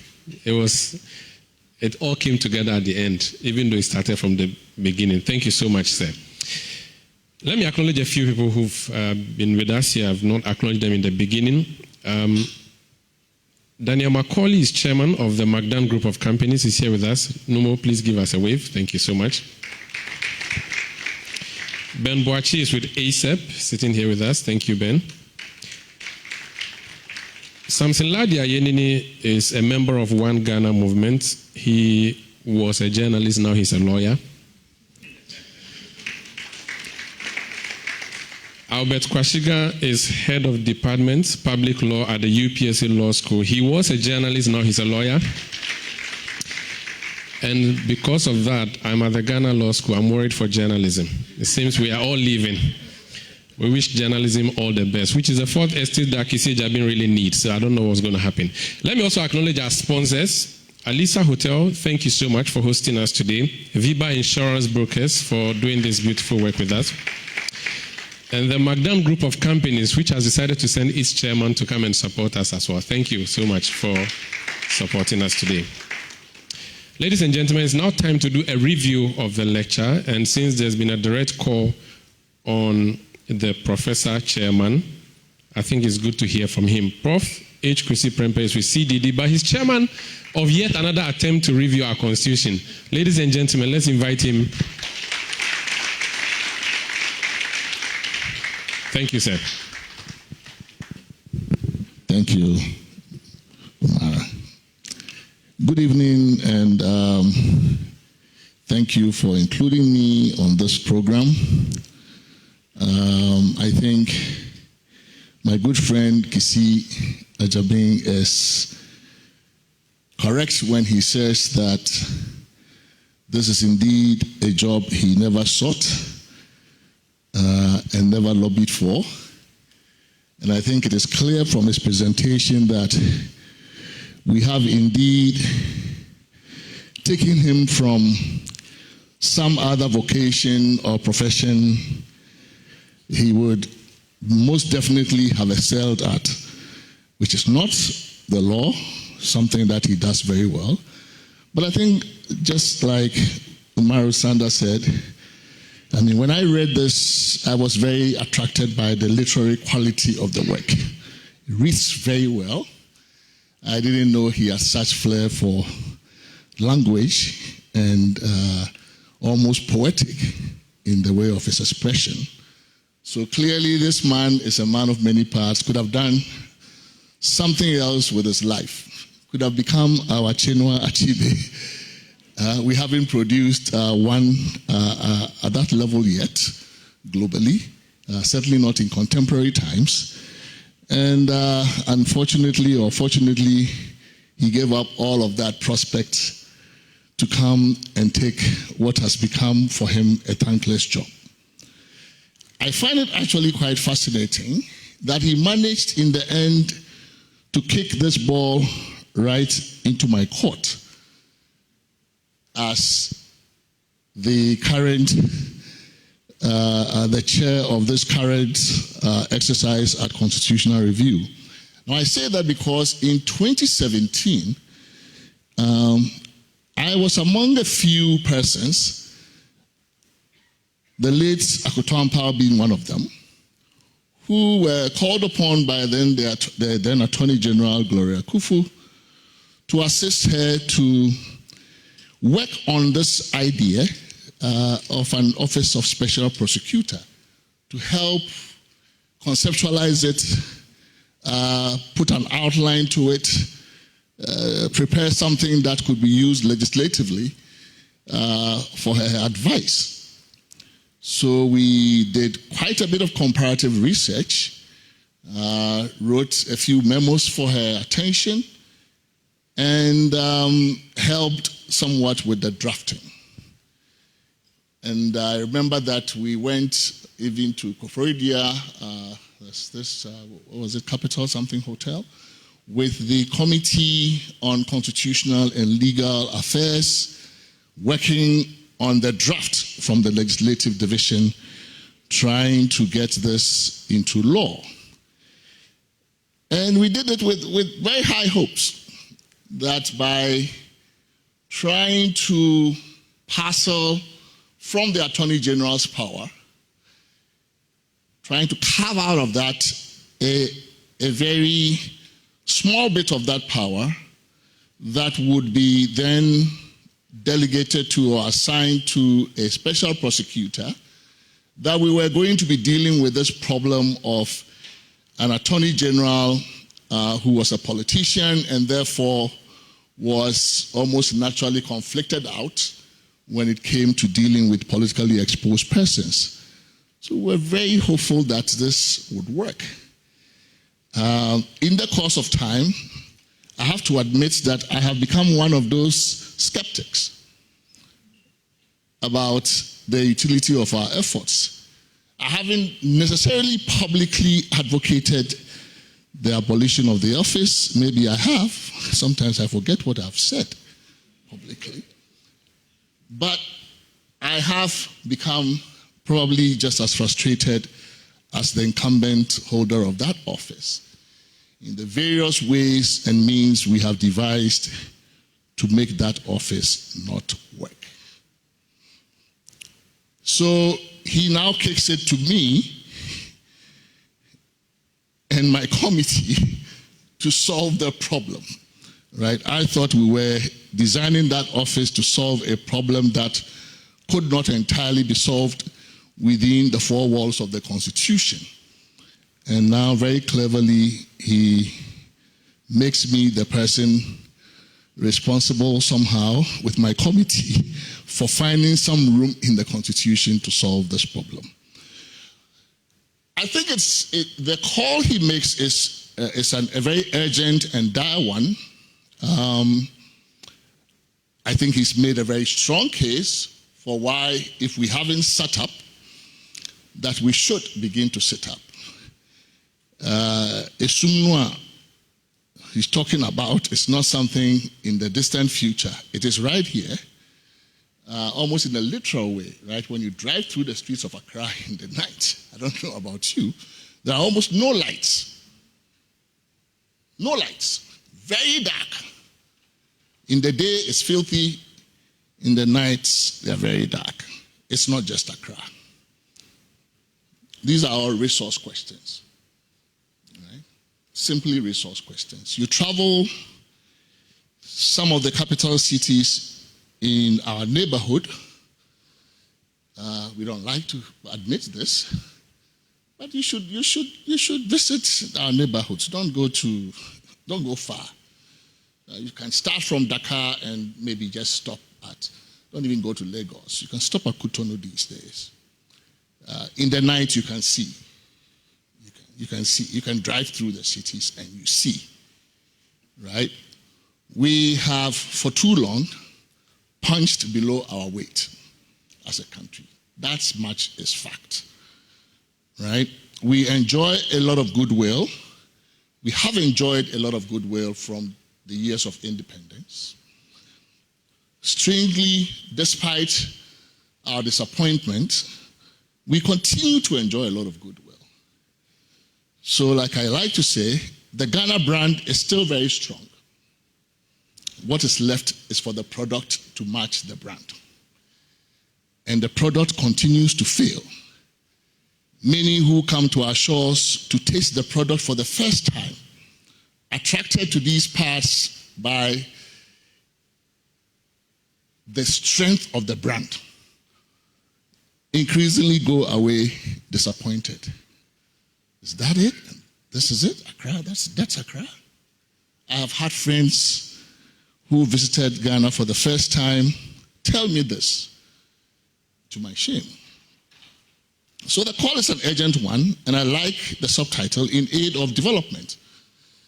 We must do this in aid of development. But I would add, not just in aid of development, but also in aid of our democracy. Because it is indeed, we are somewhat putting it at risk. If we continue to change government, if we continue to do regime change through the ballot box, which is a great thing because we never used to be able to do that in the past, we have become experts at doing that these days. Countries come to us to study how we do this beautiful transfer of power and all of that. You know, everybody's laughing. And yet, how we manage to govern so badly in the period after elections. And when you have choiceless elections, when citizens do not believe that changing the baton makes a difference, when they begin to despair that the only people who profit from democracy are those who manage to enter the political class, those who get appointed to offices, they are the ones who are experiencing a transformation in their lives. Very few others are. If we continue to play that game, sooner than later, I think, too many of the people will despair and will give up on democracy. That is very clear. Democracy is going through very troubled times globally, even in those countries that were once seen as the paragons of democracy and the rule of law. So I think the call he makes is a very urgent one. We must do it because we are falling too far behind the development ladder. Ghana is not looking good. I went to Kumasi just this past weekend. I almost never fly. I've only gone by air to Kumasi once in my lifetime.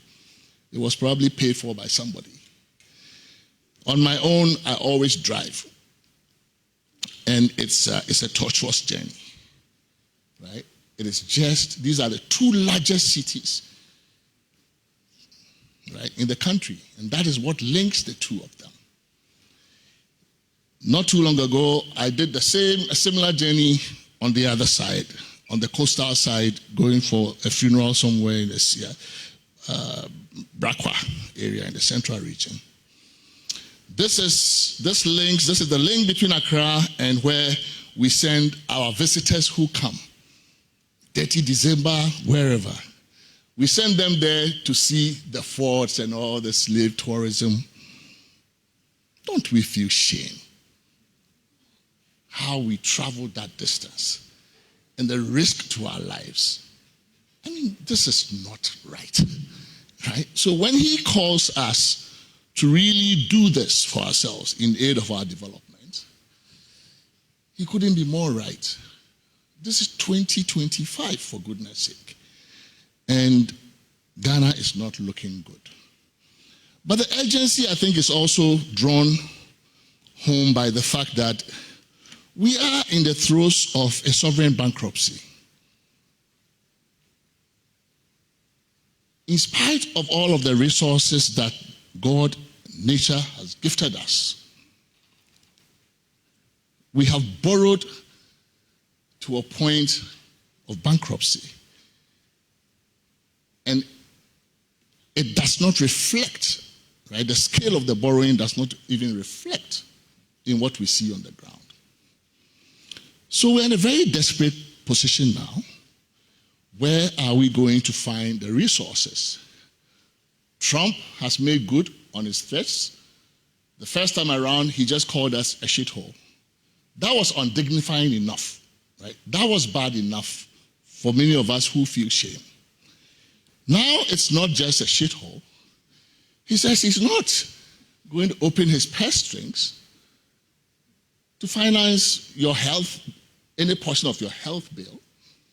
The USAID is going to go kaput. Now he says even the Foreign Corrupt Practices Act. You know, the US used to have this law. If you're an American company, you were by law, by US law, prohibited from using bribery and corruption to win contracts abroad. He says, he's going to do away with that. Why do we have to help these countries that are corrupt already to fight corruption? So he's going to take care of that too.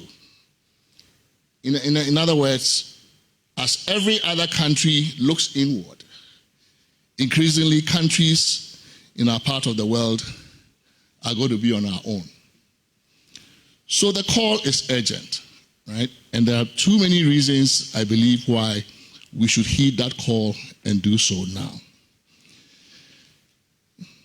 So I think the points it's made are really very critical. I take exception with a certain portion of it, and I'll get to it. But I think what he has painted is a picture of a country where what has to be high-risk behavior or high-risk venture is actually the one that is low-risk, and what has to be low-risk is the one that we have made into a high-risk venture. So fighting corruption has become a very high-risk venture in Ghana, while corruption has become a low-risk enterprise.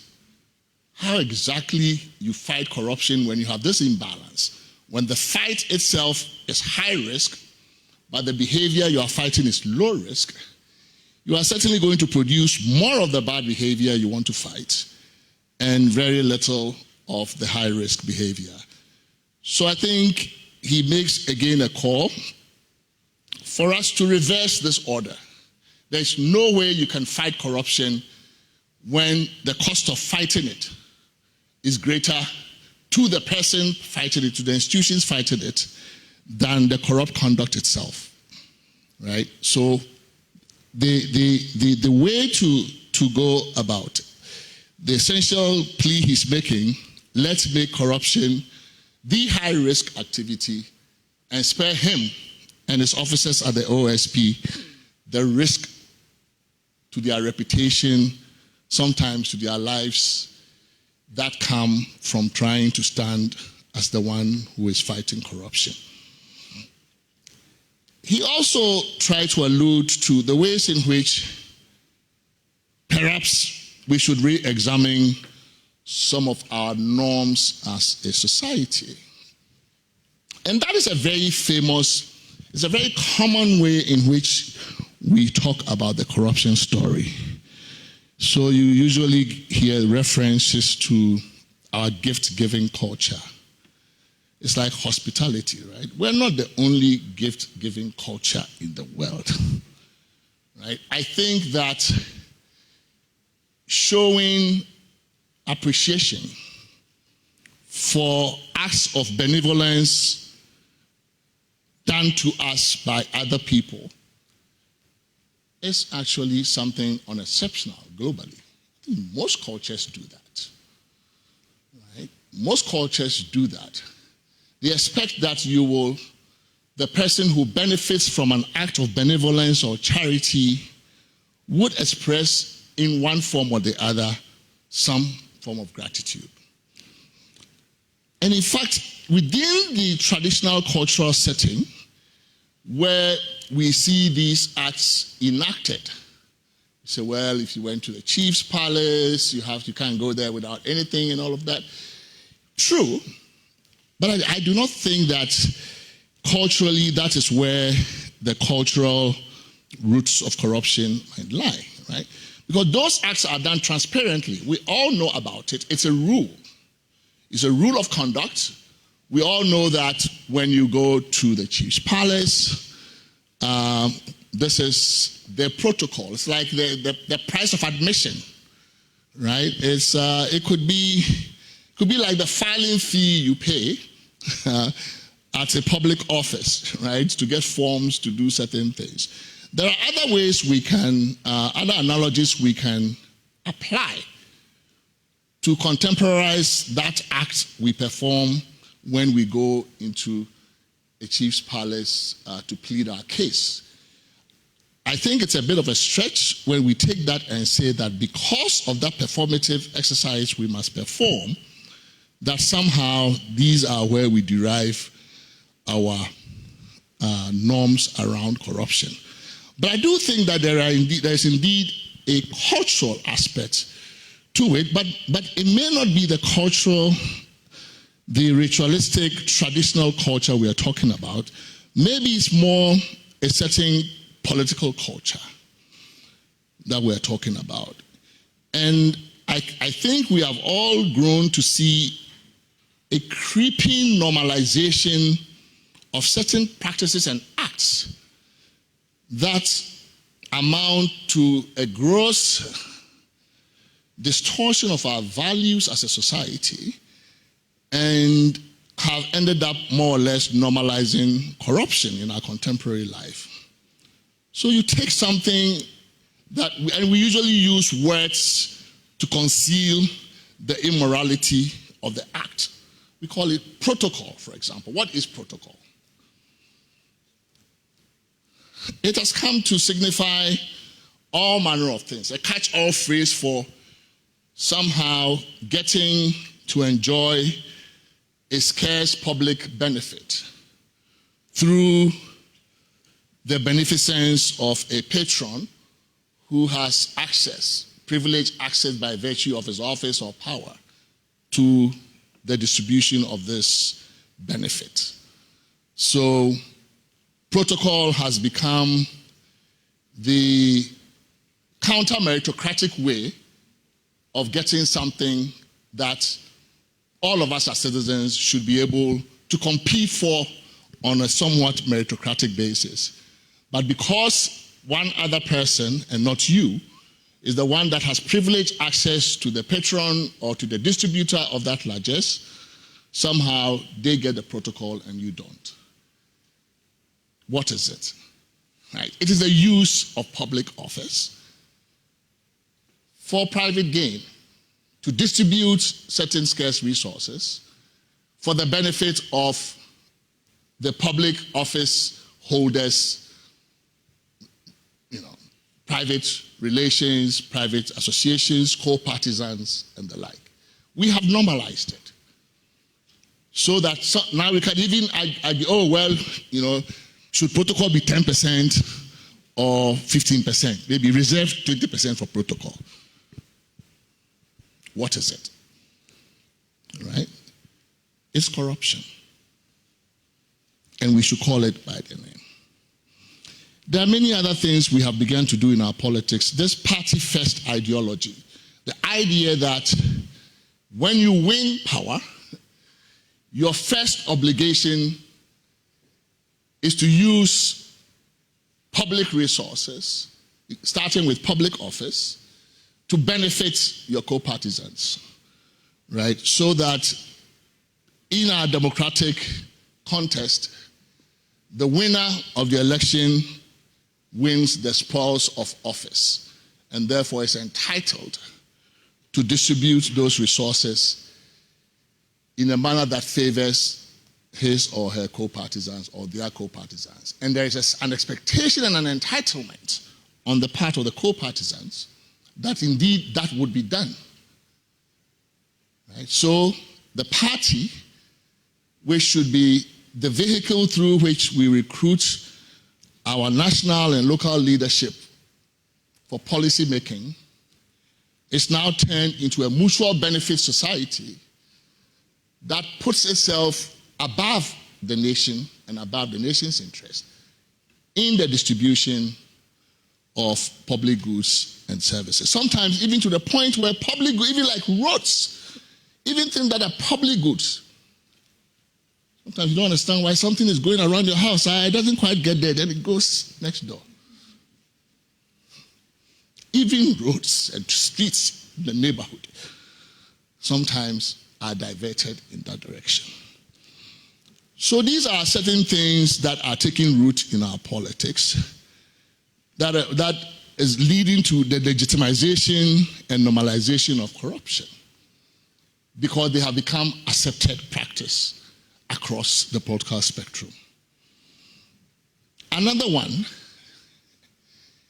what is in a public office for? Why is it that when your party wins power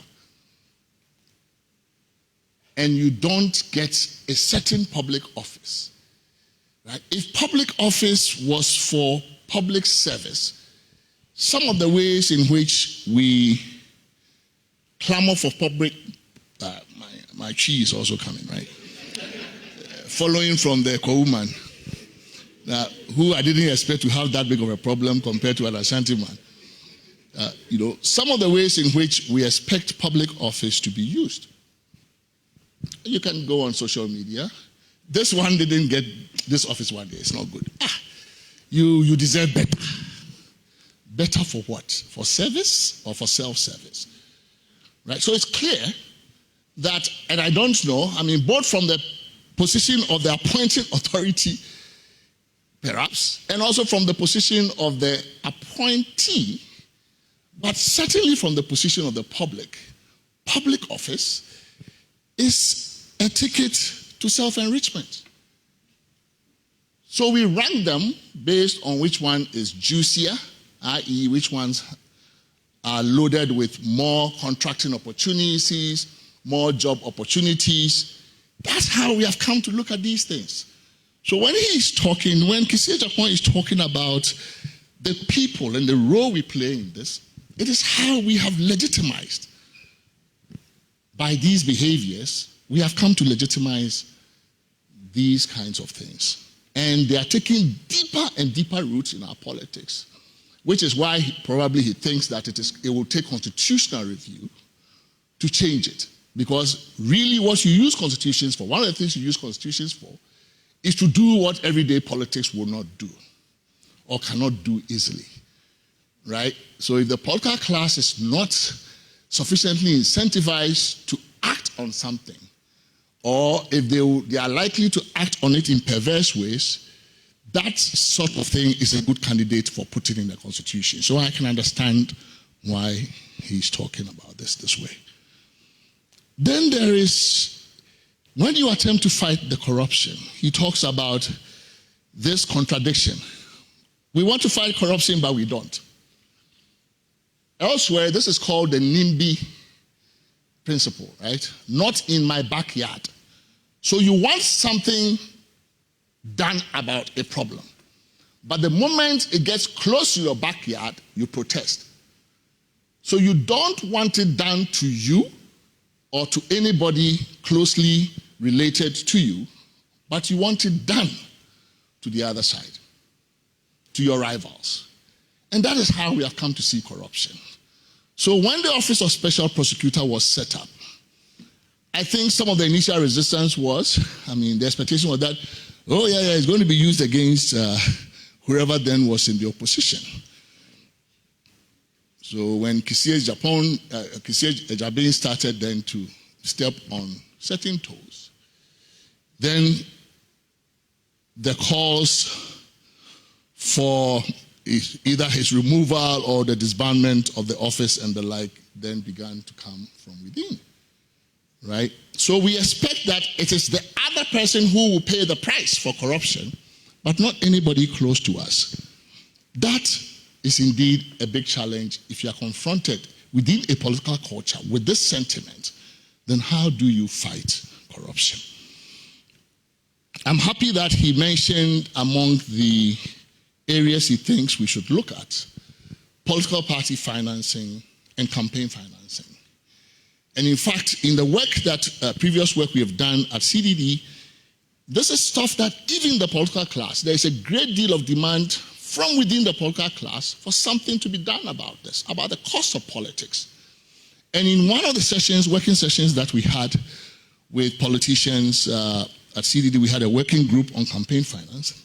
A very interesting point was made that we should find a way to make, for example, vote buying not just a high-risk proposition for the buyer, but also for the seller of the vote,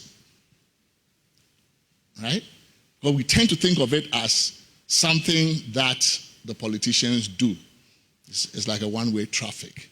But I think that, if you're an ingenious legal drafter, certainly should be able to make both ends of the transaction punishable, right? And that idea came from a politician. Says, look, if you guys just try to tie our hands, but you don't put any liability, criminal liability on the other side, this won't work. I think it's a brilliant idea, right? To the extent that Kissie Jabin is calling for an enactment of a new Corrupt Practices Act. And in fact, it is long overdue. There is no way you can be fighting corruption in 2025 with an act that was passed in 1960. It's a disgrace that too many of the things in our Criminal Offences Act date back to the 1960s. How so? Why? Nothing has happened. There's been a lot of legal innovation, jurisprudential innovation around fighting corruption since then. Plenty. In the countries that believe the most in democracy and the rule of law, a lot has changed about fighting corruption. Changing presumptions, even to the point of putting the presumption of guilt sometimes on the accused person to turn it around. We have non-conviction based forfeiture laws in many countries in the Northern Hemisphere, in the democratic West, where you can actually go against an asset, proceed legally against an asset or a property in an in rem action, where you might find it difficult to proceed against the person in an in personam action, right? And millions and millions of dollars of assets have been confiscated that way, including in Nigeria. They do those things. Our laws are too old. The tools we're giving the fighters of corruption are way too archaic. He's spoken about the way we draft our laws. Plain English. That's the way to go these days. Plain English. No need for arcane stuff. That's two things. When you draft laws, they must inform the person whose behavior you want to modify, so that without even recourse to a lawyer, the average person reads this and says, oh, but I can't do this, right? It must not take a lawyer going to a judge for interpretation before you know that the conduct you engaged in is actually the conduct that the piece of criminal legislation intended to criminalize. In some jurisdictions, a law like that doesn't put you on notice as to what it is that is criminalized, will be thrown out of court for void. I mean, it would be thrown out on a doctrine called, on the vagueness doctrine, or they'll call it, it's void for vagueness. You cannot criminalize somebody when the behavior you are criminalizing is not known, plainly known to that person. We should draft laws that make sense on the face, right? He's talked about unexplained wealth loss. That's not an idea coming from the Office of Special Prosecutor or from Ghana. Unexplained loss are all over the place now, in developed countries, in democracies, in countries that take rule of law seriously. And in fact, the principle is already in our Constitution. So I'll get to answer some of his points about what we should do with the Constitution. The Constitution already gives a positive nod on the anti-corruption side through many provisions. Let's look at Article 286 and the chapter of Code of Conduct for Public Officers, chapter 24. There is Article 286, section 4. any property or assets acquired by a public officer after the initial declaration required by Clause 1 of this article, and which is not reasonably attributable to income, gift, loan, inheritance, or any other reasonable source, shall be deemed to have been acquired in contravention of this Constitution. What does it mean? It means that once you have declared your assets, whatever additional assets your next declaration shows or some investigation reveals, if you cannot explain the source of that increment in your net worth, if it's not coming from your known income, if you do not show that you've gotten any inheritance, if it was not gifted to you in a way that you can document and prove, we are going to assume. So the Constitution itself, embedded in it, is a presumption that wealth that cannot be explained is presumed to be illicitly gotten. So proceeding from that presumption, we indeed can enact unexplained wealth laws because the Constitution itself accepts the principle, right? So there are indeed ways in which in the Constitution, that important principle that we find in most countries these days, not in most countries, but in many countries these days that are serious about fighting corruption, that principle is here, shall be deemed to have been acquired in contravention of this Constitution. So if you cannot explain this growth in your net worth over time, the presumption is against you that you acquired it illegally. That's all an unexplained law does. And I think that there is indeed a basis in our Constitution, if we are serious about enacting a new Corrupt Practices Act, to attach an unexplained wealth law to it. He makes other proposals for the attention of the committee that is looking at the constitutional review, one of which I think the premier one is to roll the Office of Special Prosecutor into the Constitution. Well, I think, one strong case for that is that it allays any doubts as to the constitutionality of the office, right? Because there are some who continue to believe that in the face of Article, 88, the provision on the Attorney General, that the idea of an independent prosecutor is not constitutionally sustainable. So maybe this is not a question that the court has answered yet. It has answered some other aspects of the constitutional question. So he says, well, then let's constitutionalize the office. And indeed, it is not an extraordinary request. In a growing number of countries, including in Africa, the prosecutorial power is taken away from a politician attorney general. So where you have career attorneys general, remember that's where we started. At independence, we had career attorneys general, right? Jeffrey Bing was a career attorney general, subsequent attorney general, and then at some point we changed it. Where you have a career attorney general who handles prosecution, that's fine. But where you have a politician attorney general, the idea of your colleague politician leading prosecution, going to court, and that person could actually have contested you in the last election. Imagine that, right? Because we don't put boundaries around what an attorney general could be. It could be an MP, attorney general, or it could be just a minister.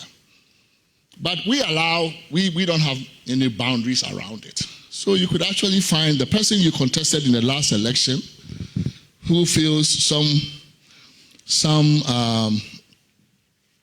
time, but that doesn't say anything. What does time mean? Do I have 5 minutes or do I have 2? I get your point, right? So I think that the case for that can be made, right? And it's possible. We have an anti-corruption body in the Constitution. Unfortunately, it is saddled with other functions. It's a 3-in-1 office. Maybe we could create from scratch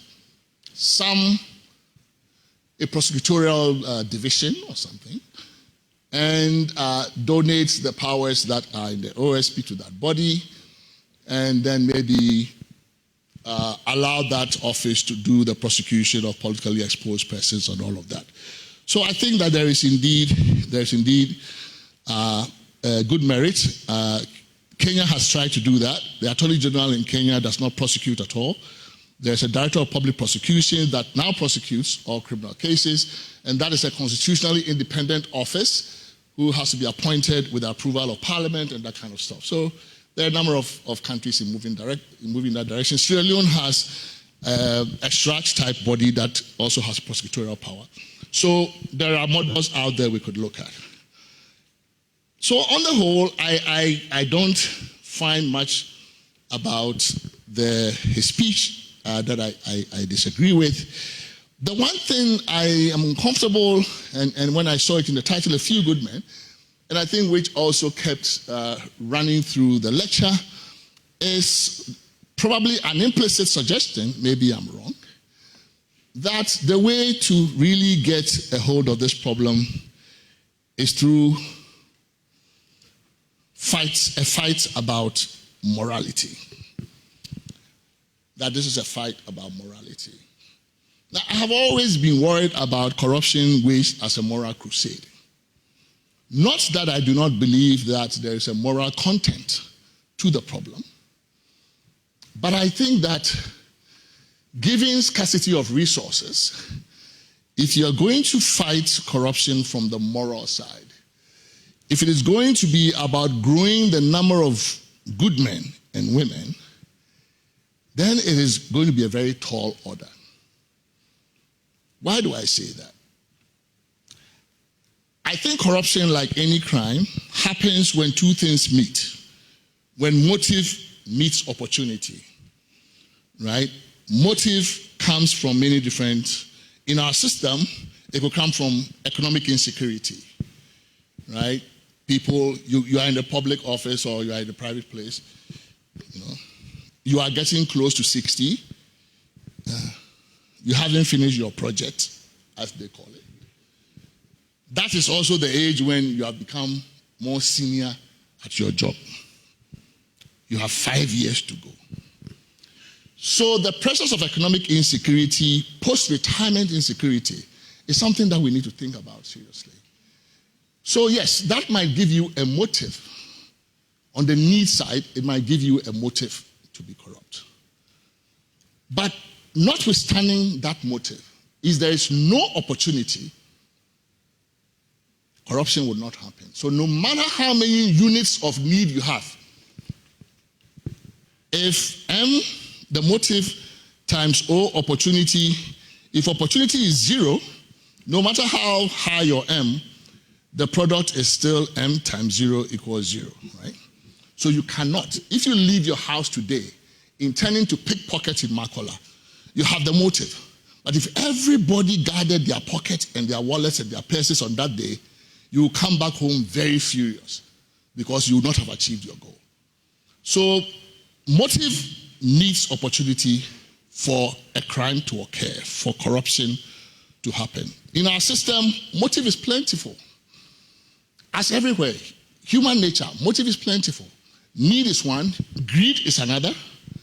Sometimes greed, even your values, the values in the society push you, right? So greed could also actually give you the motive. In a system that rewards corrupt people and that actually vilifies the upright, you might have a motive to be corrupt. But again, so I don't say that the motive side is not important, that the moral side is not important. It is.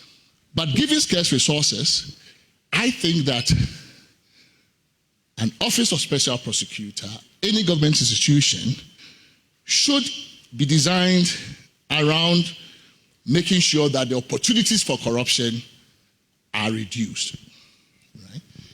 And so my equation, the famous equation for corruption, C equals M times O, where M is the motive and O is the opportunity. and all of that divided by S, which is the sanction, right?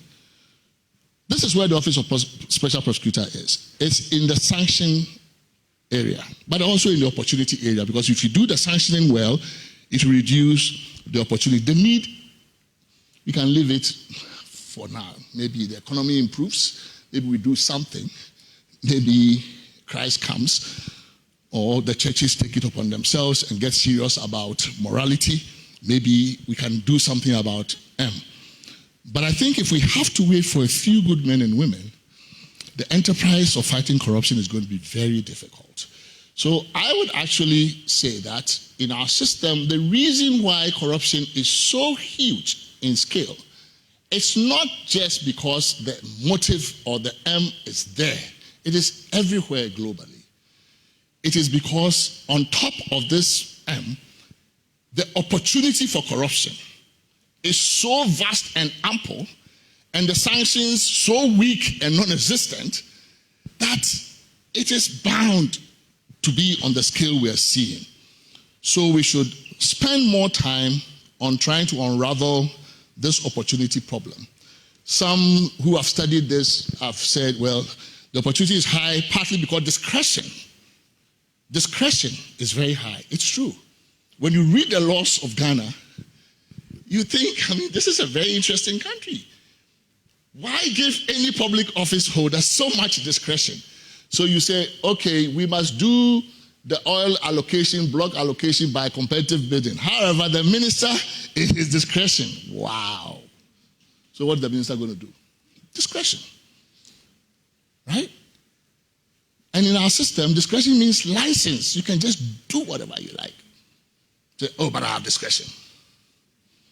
So you undermine the law that you have passed to encourage transparent, accountable, competitive, meritocratic allocation of a resource by giving discretion in the exception to the public office holder. We do it in our procurement laws. You say, oh, you should do competitive bidding, but however, sole sourcing. And then we undermine it. So discretion creates ample opportunity for corruption. It makes the O go up infinitely high.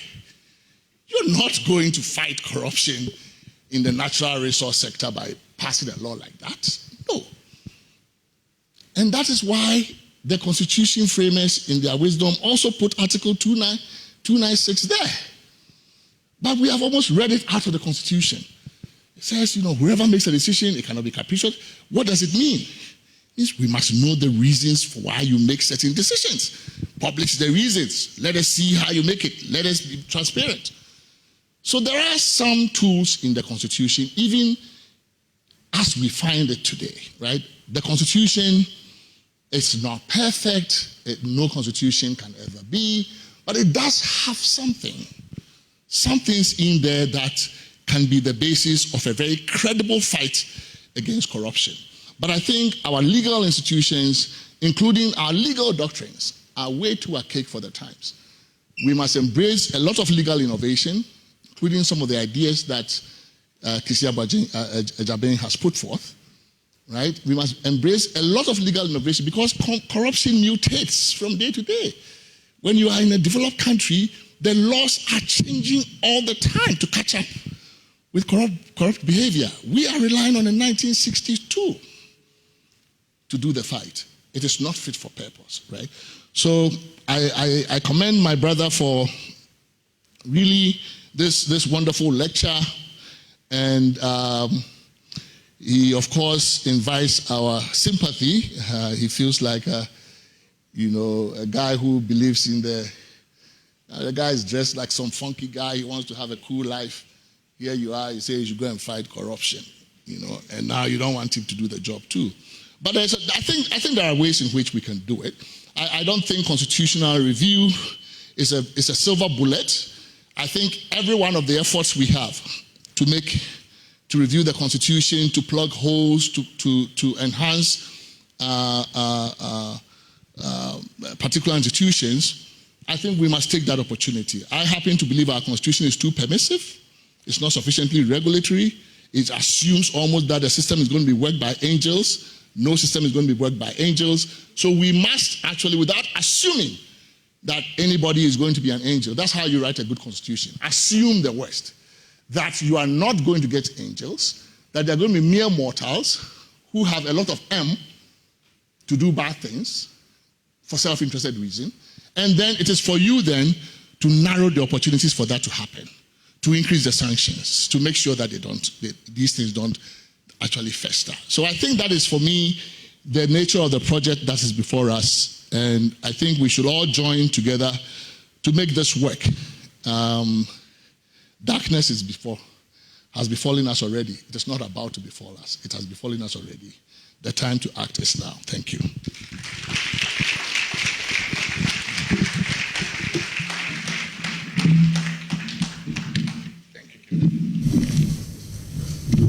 I think you can give that to Prof again. Thank you so much. Prof, I have a confession to make. I see you're looking for your chair, so I have a confession. So while you were speaking, the latest interrogator in town came around, and I don't know how to dance my local dance. I was scared. I dreaded he may ask me to do it. So I said, please sit in the chairman's seat, and that's why I put him there. Honorable, you're welcome. And so thank you so much, Prof. H. Kwesi Prempeh there. C, I don't like mathematics, but this one I can calculate. C is equal to M times opportunity, or O, over S. Thank you so much. And it says corruption is high because of a vast opportunity for same. Let's spend more time on the opportunity, and the issue of discretion is a bigger problem. The plan for this program, and of course, for those who are watching us live on Channel 1 TV, on CTFM, we are also live on Joy News and a number of other media platforms. We're live on the One Ghana Movement platform. We are grateful that you've been through with us. We've had a lecture from Kissie Jabin, the special prosecutor, the review done by Professor H. Kwesi Prempeh. The design of the program today is to also have guest reviewers aside the main reviewer. Now, we purposely decided to let the two leaders of the two sides of Parliament do that for us. We have one of them in our midst. He arrived a short while ago because Parliament was doing one or two things. You know how they do it these days. I'm not going to say it so that they drag me in for contempt. So, but he managed to squeeze time to join us here. So, ladies and gentlemen, for our guest reviewer, the Honorable Futu Member of Parliament, Minority Leader, the Honorable Alexander Afenyo-Markins, please. People wanted you to do the Akpi dance, but they...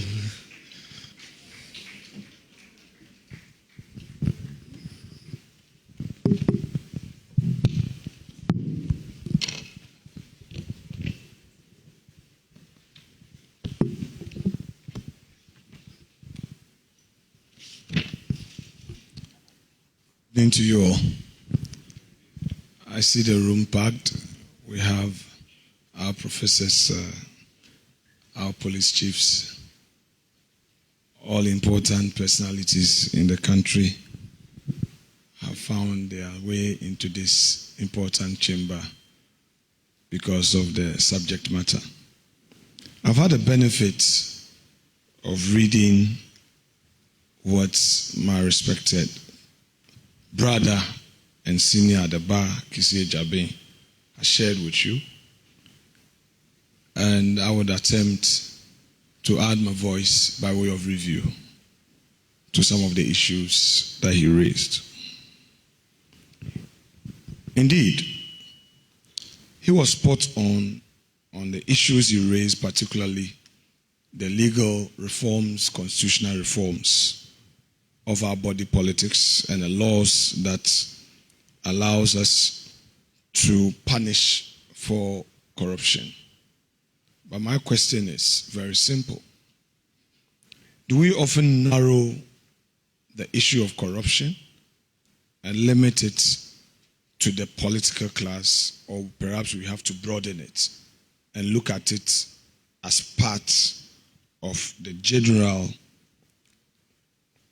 life of all of us as a people? When a government is elected into office,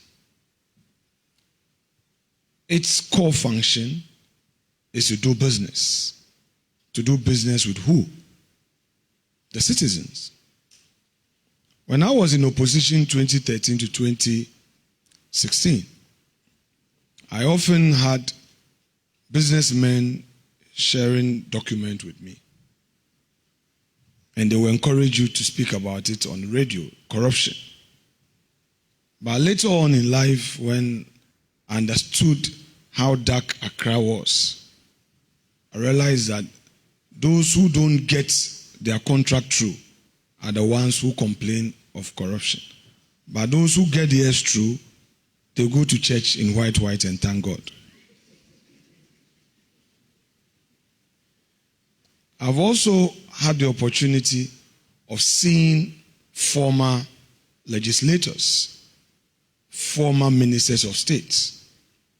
And believe me when I tell you that some of them, when you see them, you ask, was he really in public life? Was this not a man that we thought he was so rich? So what happened to his money? I'm not here to hold brief for any politician, but you know them in your neighborhood.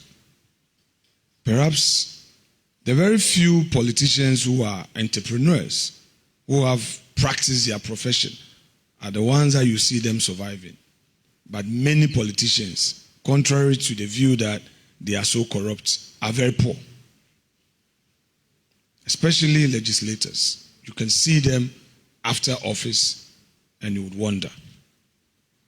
I believe that we can act collective and be very fair to the issues. In my constituency, when a chief visits me, the chief is not interested in my salary. He expects that as he is come, he must not go empty-handed. A constituent visits me. A pastor visits me. He expects that I should do something. So perhaps the demands of the office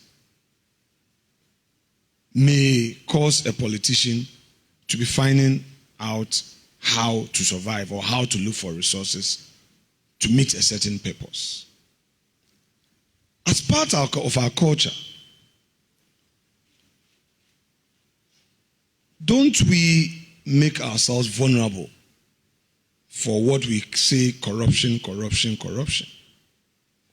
Because our cultural lifestyle, how we relate to ourselves in itself, makes the leader very vulnerable.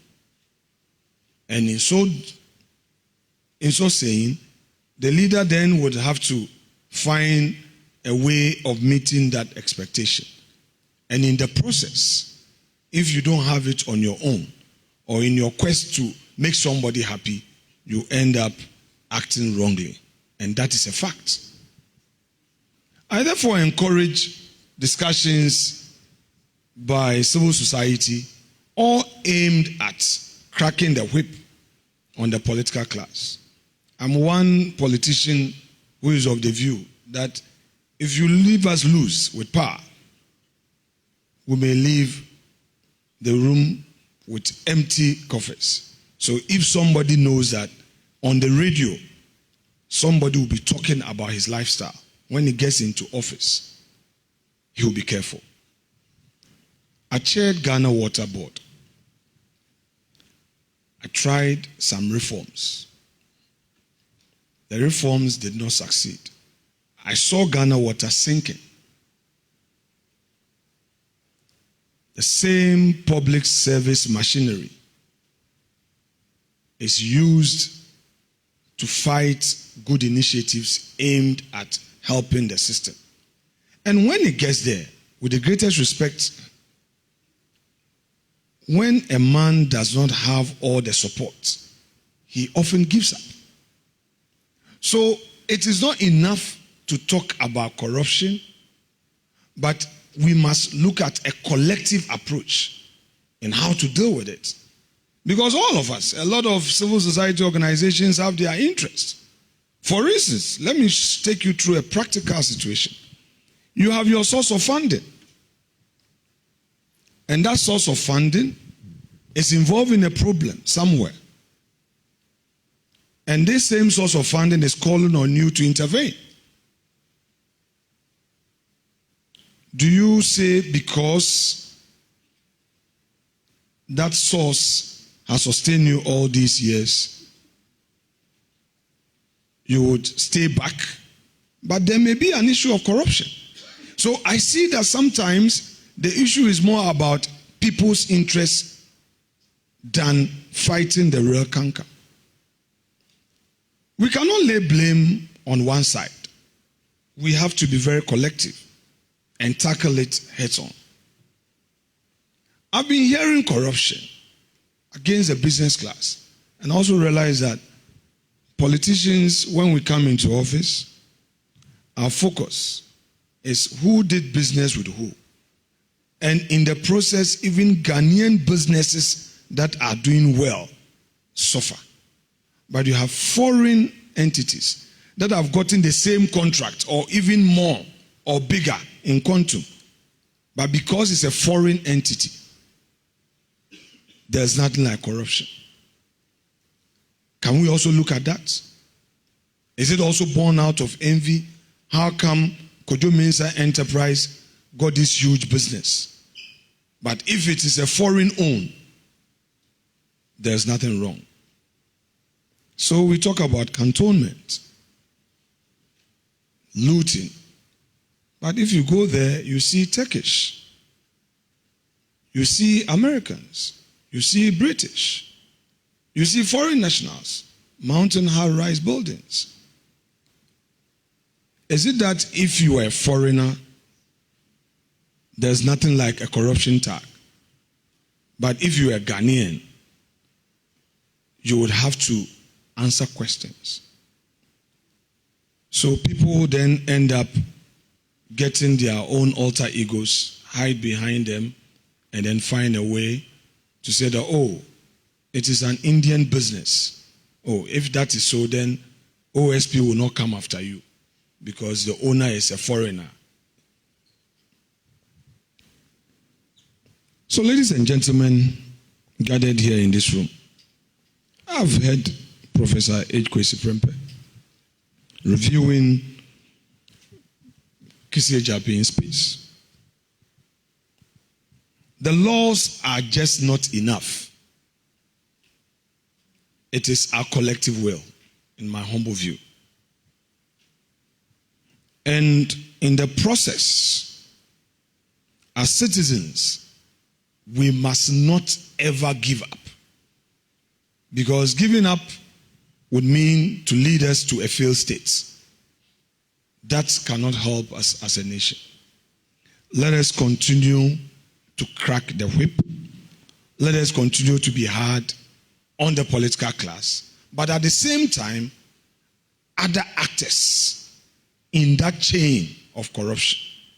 Because if you leave the other actors and over-focus on the political class, dealing with the canker will still remain a big headache on our heads as a country. Thank you very much indeed.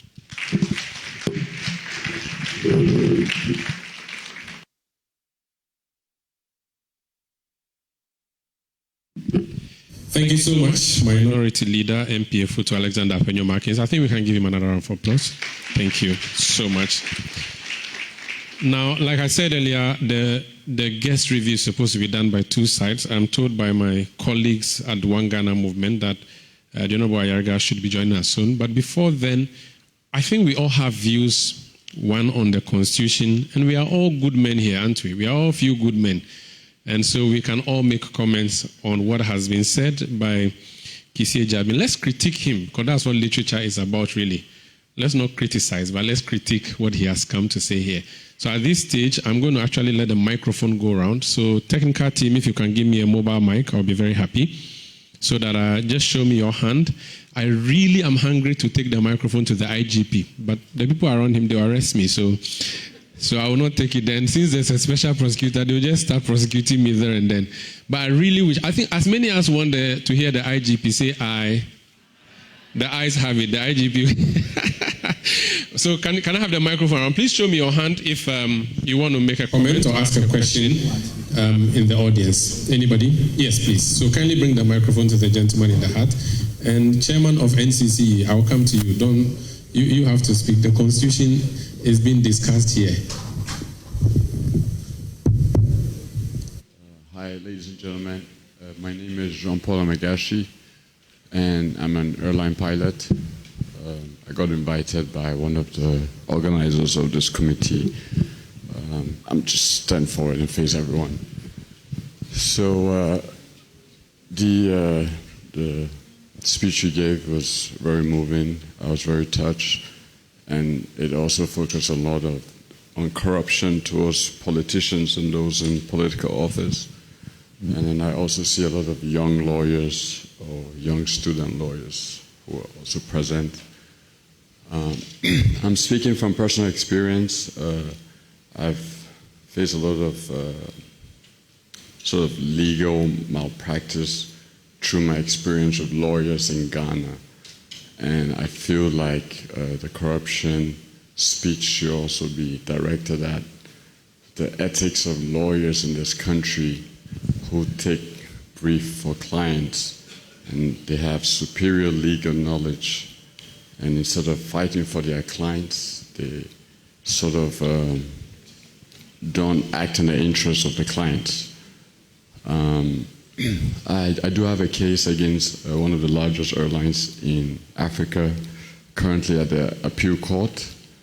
And the lawyer who was representing me at the time, for those who understand law, understand that if there's an appeal of a ruling in the appeal court on an interlocutory matter, once the records are settled, either the respondent or applicant can push for the matter to be heard or the appeal to be heard.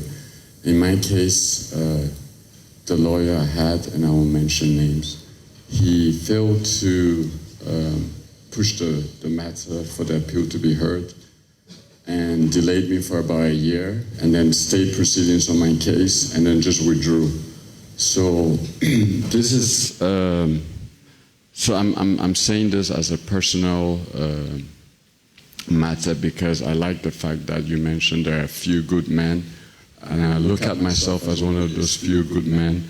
I have safety, as I was trained as a pilot in Canada, and for us the ethics of safety and public safety is of utmost importance, and it's part of the reason I'm in court against one of the biggest airlines in Africa. And I'm also studying law. I do have understanding of law in aviation law on the master's level, and I realize that most of the lawyers in Ghana I encounter also do not understand certain qualifications of law. So in short, I'm just trying to say all the corruption is directed at public officers. It should also be sent to the mind of the young lawyers coming up that when they become lawyers, they should also be, you know. Thank you so much. Thank you, John. Thank you. Okay, yes. The Honorable Leader of the House wants to take leave of us, and so thank you so much, Honorable Alex Apenyowakin, for joining us. Do I have any other hands up? Any comments or questions somewhere? Yes, I think I have a hand somewhere here. Yes. So kindly introduce yourself and then make your statement or ask your question. I'm Latif Lawrence Johoye. I'm a student of Ghana School of Law. And I just want to add on the issue of corruption, and that it comes from our moral fabrics and how we even grow. And so in recent times, or for some time now, you would have parents, elderly people in society who actually do not care about the means their their wards, their children acquire certain properties, what is important for them is the fact that that property is being acquired and owned by their children, either whether it's foul or it's a right means. And so I think that it will go a long way if, just like Special Prosecutor has suggested, for us to take that education, if the religious bodies, if our teachers will take it as a matter of public interest, because if we have normalized the act right from kindergarten right up to primary school to wherever we find ourselves in the educational ladder, people do not find it problematic that your child that is just about 16 years or 17 years is probably working in an institution 18 years and is owning assets that you know that a person cannot even acquire in a normal way of life. But we find that to be okay. However, we are the same people who will sit back and, just like Osahene Afenyomakin had said, point accusing fingers at political class. Then we segregate or kind of put a class as to whether corruption is only limited to the political class and take ourselves out. And so I think that if we need to have a comprehensive tackling of the issue of corruption, then we have to actually do a lot with the basics. Thank you so much, Lateef. Thank you. I have a hand here at this side, but there's somebody in the middle. Just let me hear from that person first. Hi, my name is Eden Asumini. I'm in the Faculty of Law for UPSC. My question is, I have a question actually, and the Special Prosecutor mentioned that the Attorney General is not suited to his role or cannot Let me also just say briefly that the Inspector General of Police has also asked permission to take leave of us. He's been with us for the past 2 hours. Thank you so much, Dr. George Ekufu-Dampare. Please proceed. Yes, the Attorney General cannot act in the Special Prosecutor's capacity because he has political leanings. Now, how sure are we? Is there any provision that can let us know, or are we guaranteed that the Special Prosecutor also does not have any political leanings that he can base his actions on? Okay. That's my question. Thank you so much. So that's a student of UPSA Law School. Yes. Let me hear from here. Thank you. My name is Osman Shehu Mohammed at the Faculty of Central University. I want to ask a question based on something the minority leader said, where he spoke about not looking at the political class alone in terms of corruption. In the submissions of the Special Prosecutor, he talked about unexplained wealth. Now, when Prof came, he cited Article 286, which talks about unexplained wealth. Now, I want to find out, how is the Constitution in its current form able to tackle corruption in terms of unexplained wealth for people who are not in public office? Thank you. Thank you so much. Do I have any question from this aisle? Let me take the last 2 questions from this side, and I'll come take the last one from Samson. Yes, madam. Yes, the lady. Thank you. Okay. Please, my name is Belisha from UPSC Law School.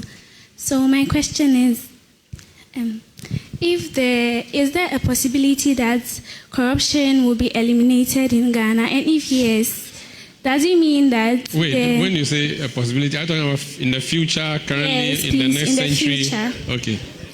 And if yes, does it mean the office of the Special Prosecutor will be dismissed after that? Okay, thank you so much. Yes.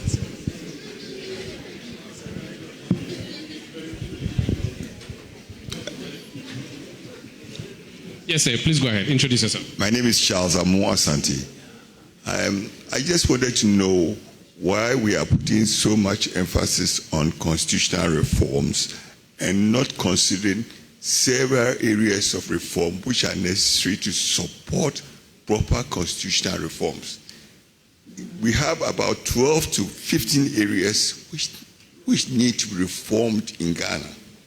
Public sector reforms, legal reforms, judiciary reforms, police reforms, prison reforms, pension reforms, land reforms, tax reforms, educational reforms, health reforms. If you do not reform these areas, the constitutional reforms will be of little use because the corruption permeates in all these areas. And you are just going in a silos of solution which will not produce the results you want. And I would like to say that the legislature has failed us because they seem not to think that their actions are necessary to bring about changes.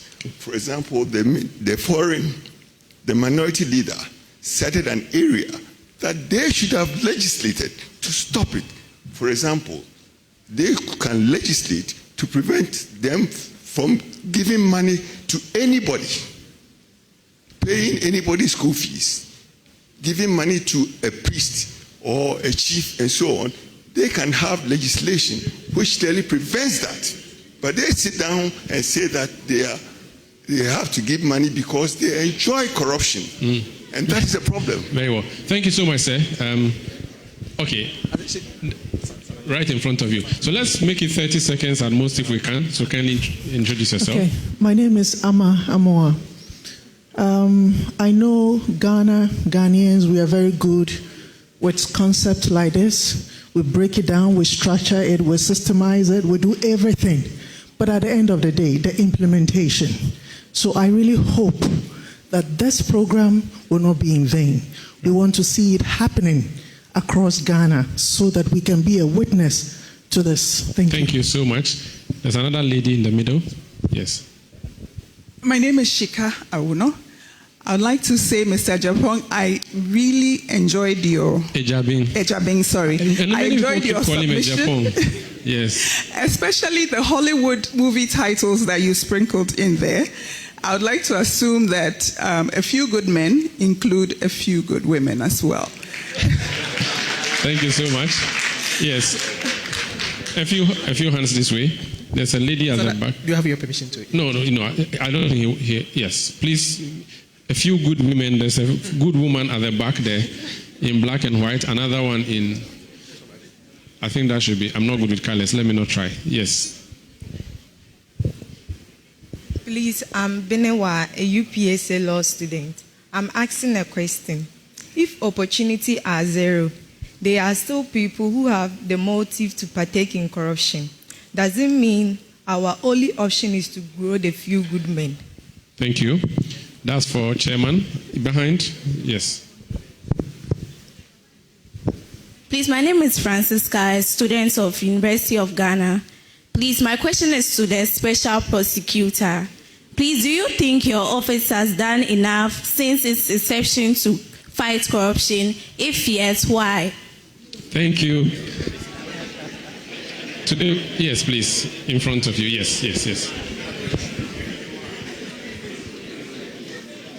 Let's try and get as many views and voices as we can, because we are shaping our nation, aren't we? So let's pay attention. Yes, madam. Thank you very much. My name is Cornelia Amwa. I'm a retired journalist. It is so true that when you don't get a portion of the cake, then you seem to find out who is corrupt. There's so much going on all over the place. But where's the oversight? A lot of things are going wrong, but who is there to see and bring it up? And who is ready to bail the cat? We all know what is wrong. How do we go about it? My takeaway and my excitement is the call for the anti-corruption should be inserted in the school's curricula. We should do it so early that we grow up with it. Thank you. Thank you so much. There's a lady on the left. Yes. A number of the ladies are joining. Since we titled the thing A Few Good Men, now the few good women are also. Yes, please. Okay, hello. My name is Dr. Najo Ajiri Boyjani, and I have one question for the Special Prosecutor. My question is, there have been a number of reports about corruption at the Passport Office. I have had my fair share of that when I was trying to get my Ghanaian passport, and it wasn't easy. And it's sometimes, most of the time in this country, it's very difficult if you want to go by the book and do things in the right way and not be corrupt. Hence, the passport office ordeal, or my passport office ordeal. So I want to find out if the special prosecutor is aware of this and what is being done to curtail this situation, because it's not only the passport documents, a number of other documents are also have a similar situation when it's time to acquire them. Yes, thank you. Thank you so much. There's another lady in the middle here, so I hand up there. Yes. Good evening. This isn't necessarily a question I have. My name is Abena. This is an appeal I'm making to the conscience of every Ghanaian in here and outside of this room. It's an appeal to our conscience, not to necessarily point fingers at politicians or people who are in the public offices and hold a position necessarily, but then we should look within ourselves as well, because we as Ghanaians are corrupt in little ways possible that we actually do not realize. And I don't think it's fair to people for us to point fingers when we have not checked ourselves. So in my opinion, we should check ourselves and then point fingers if we are not perfect. Okay. Because we also do certain things, although may not be as great to affect the nation, but in somewhat way it does. So this is an appeal I'm making to every Ghanaian and to every person in every nation to kindly not be corrupt in basic terms. Yeah. Thank you so much. Thank you. Let me take the last comment from Samson here. Yes, please. Thank you, Maru. And I've enjoyed just listening to, as we like to say, ordinary people share their views, and the view that she just shared. When the special prosecutor is speaking, they speak from a point of experience. They speak from a point of what they know. And he may have woven some of them into the literary work you have enjoyed, but he's talking about actual situations and telling you the things that confront us, that corruption has become what will obliterate us from this country. Okay?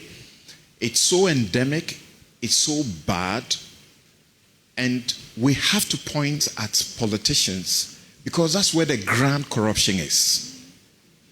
Okay? And I like to use this example, and it's real, that a school is built, and it's supposed to have been built for how many millions?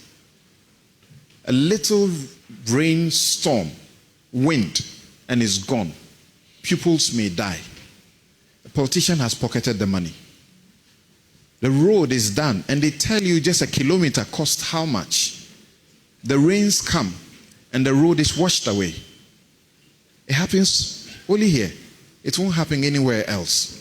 So the people who drive that kind of corruption, they are the politicians. When we are told that as much as 3 billion, not Ghana cedis, United States dollars is unaccounted for in this country every year. Do you understand that? That's money that the people who give us know how the money came in, but how the money is spent is what they talk about. It's unaccounted for. What they mean is it's stolen. When Occupy Ghana picks 5 of the Auditor General's report, 5 years, and that's the, auditing and finds that in those 5 Auditor General reports, money that was stolen and misused is about 3 times what we are at the IMF begging to get to save our economy from collapse. That's the reality.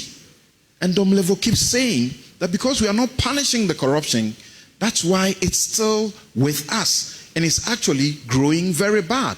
Why should the people that we have decided that they should help us fight the corruption be scared for their lives, go through a lot of risk, and they are not even resourced. The special prosecutor doesn't have the resources to do the work, but they are working. And you and I must have a voice that tells the people who, oversee the purse.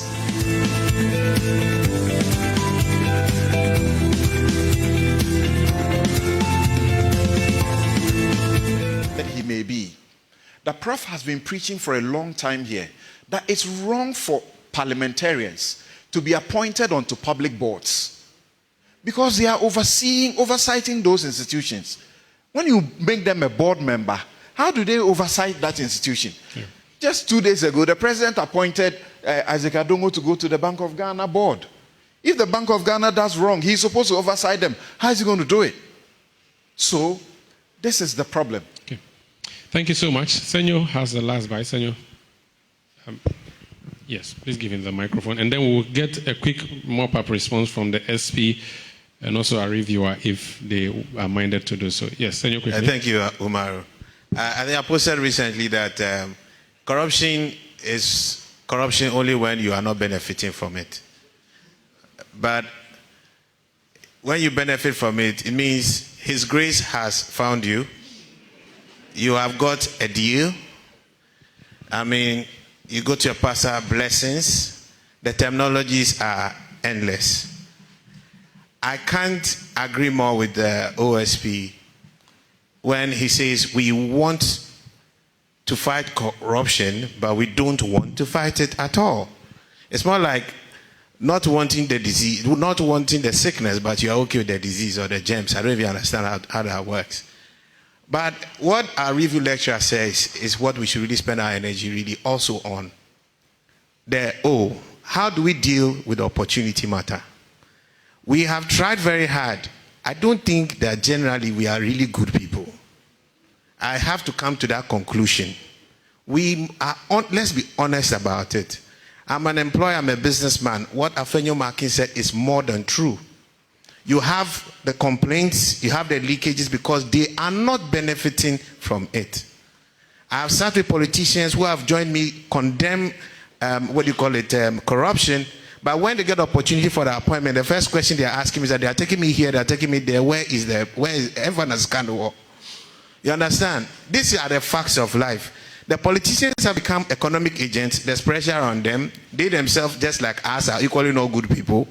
So if we want to fix this problem, we can't fix it by hoping to fix the the motive matter. It won't change. Okay. The white man and the Awam people had the wrong motive. They had the opportunity. They dealt with us. We overthrew them, and we ended up dealing with our own selves. And we've been dealing with our own selves till now. When we are still claiming we don't want to be dealt with, it won't work.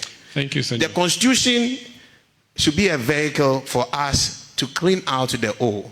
So, Prof, in this work that we are all doing with you, we hope that we'll be inspired by the work of the OSP and figure out how to clean out the O and improve the S, which will reduce the outcome of the equation, either to zero or to a very little fraction. Thank you so much, Senor. I think we can get a response now or reactions. SP, I think maybe respond to a few of the issues. So they talk about the your personal independence. They talk about unexplained wealth. They talk about, will corruption ever end? Do you think it will end? Also, reforms. Should we start somewhere else rather than the Constitution? And then the issue of passport office. Someone has a personal grievance there. Either of you can take it, either you or your reviewer. Okay. This man. He's good at passing the ball to you. I know. I'm very weak. I keep saying yes. You may kindly rise so the cameras will get you. No, I think it's been a good conversation. I agree pretty much with, to the extent that we are talking about, and the reason why it's not that I like theory, but the reason why I like to reduce this to some analytical formula is that it allows you to isolate some of these factors, right? So the M component is basically all of us, right? It means that all of us are participants in this. We can all of us contribute to the M. If it's a moral issue, the clergy has a big role. They are not public officers, but they really affects our value systems in significant ways, our chiefs and elders and society generally. So yes, there is a role for everybody. The O speaks to a lot of the things that the OSP has, the special prosecutor has said, things about prevention, for example. You know, corruption is really difficult to fight after the fact. And it's a point he made in his lecture. It's very difficult to fight after the fact because it usually happens behind closed doors amongst people who have an incentive to hide the act. So if you're waiting to fight corruption by going to find the evidence and all of that, it is really not something that is easy to do. And we are a nation of very, very scarce resources. So I think given the nature of the economy we operate, it's much better value for money for us to focus on prevention, which is why the O and the S matter to me a lot. Because if there is an indication that you will be punished, that sanctions are very likely to be visited upon you and they are going to be very punitive, if the S is really, really high, you will see that it will change a number of things about the C in the equation. So some of these things, it's not theory. You reduce it to some kind of analytical framework like that. It allows you to isolate the kinds of things that we're dealing with. So all of us are important. I mean, I like the point about the legal profession, right? Lawyers are disproportionately powerful in this place, whether they are in the bar or on the bench. And, you know, to the extent that we are using a law enforcement model to fight corruption, which is usually after the fact, right? We like to fight corruption through the law enforcement model. To that extent, the legal profession and the legal system matters a lot. I agree with the OSP.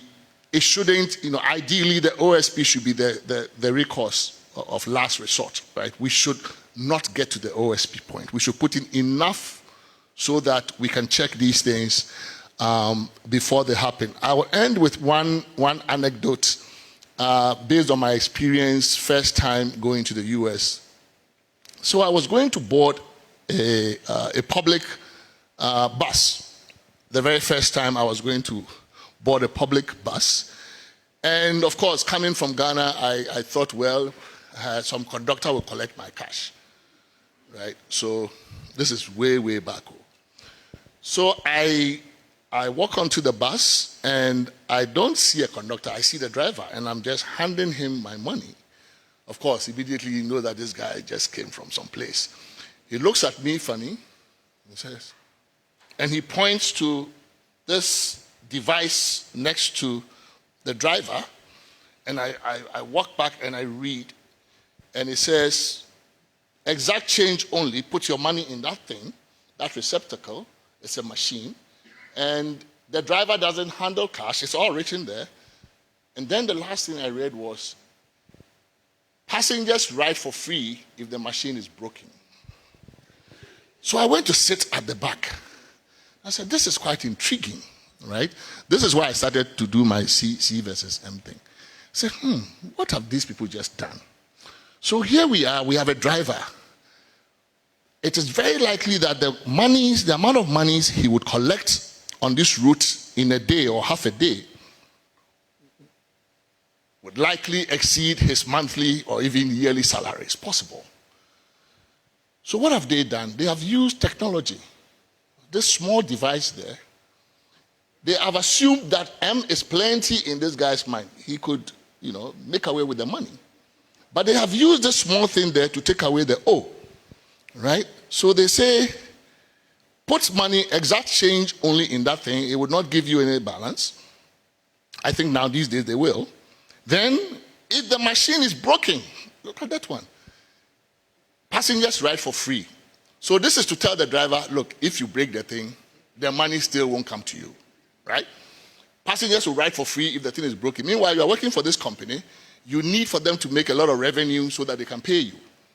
So you are not collecting money, the machine is broken, they ride for free, you have an incentive to keep the machine working. So what have they done? They have assumed M is plenty. Anybody will steal the money. This is how we should operate. They have assumed that there's going to be plenty of M. They put a device there to take care of the O. And I think where we are as a country, really, we just cannot afford to really spend. We don't have the money. We must do everything we can to minimize the opportunities for corruption. They are just too plentiful. It means that people can get away with murder, right? And so I would echo the sentiment of the OSP again.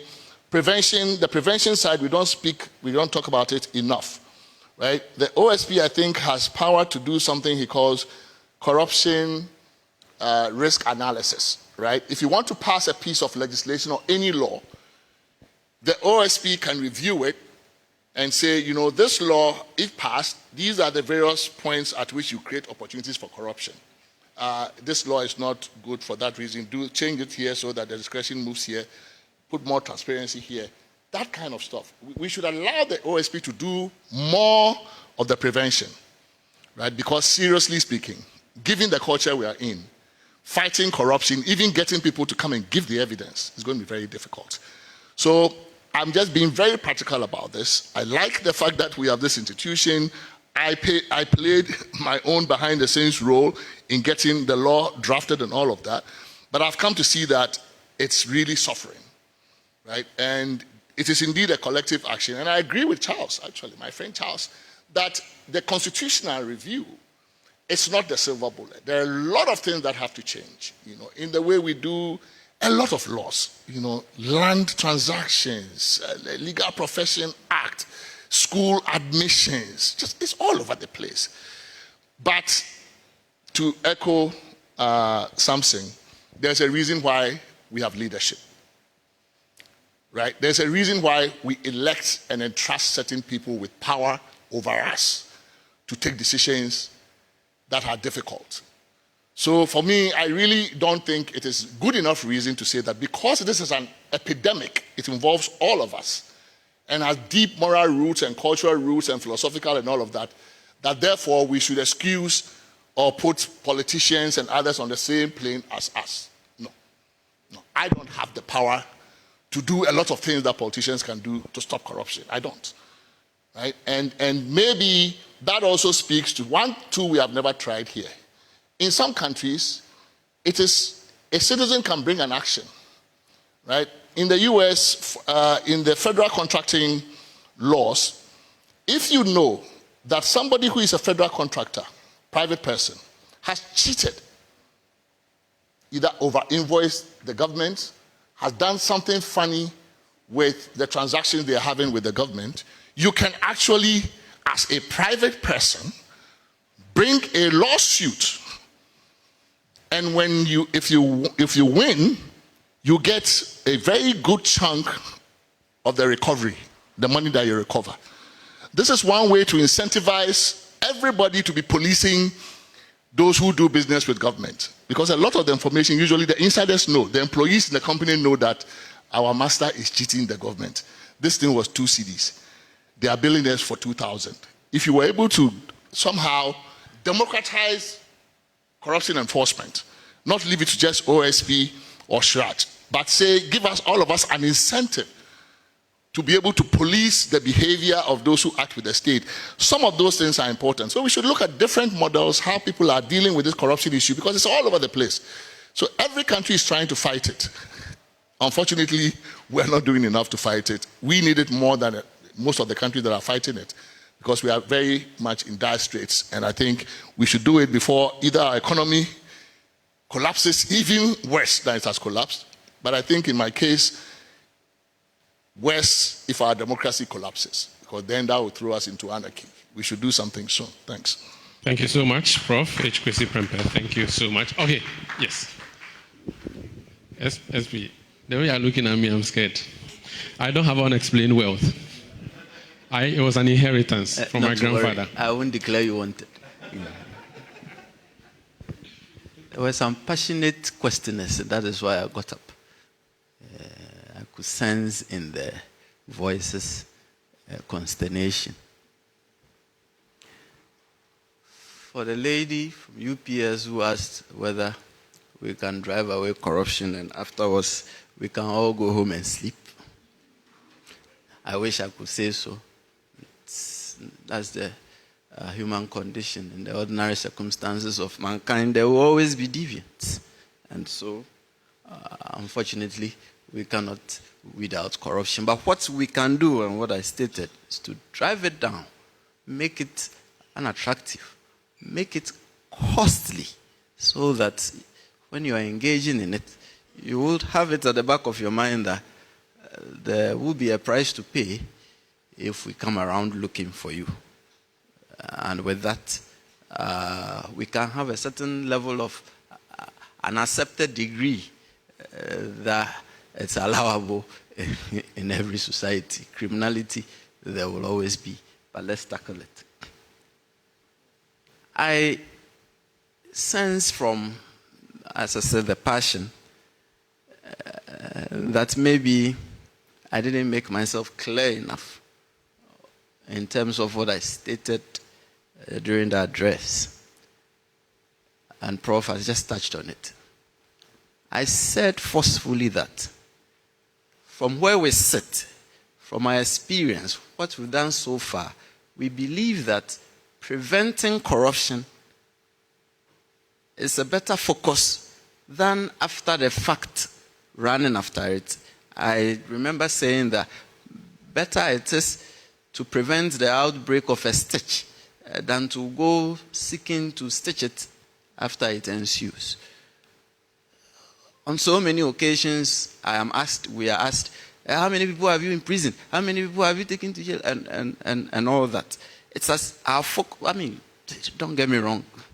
Very, very perfect and a reasonable expectation. But if we manage to imprison, let's say 4 or 5 people in a year,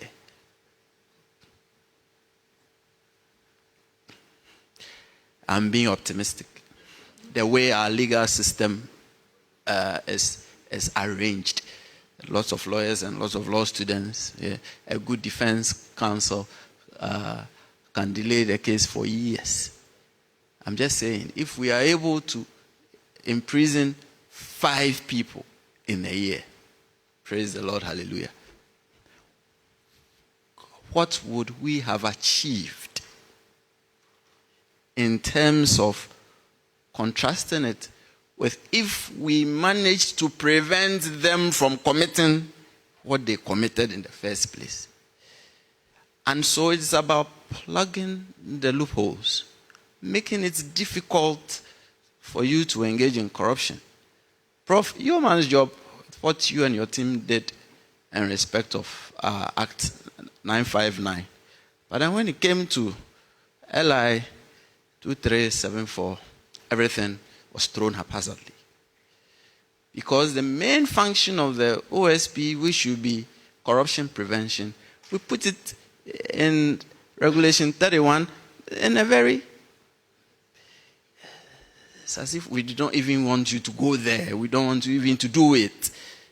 You can tell from the lawmakers' perspective that it was not that important to the lawmaker when it came to the drafting of those provisions.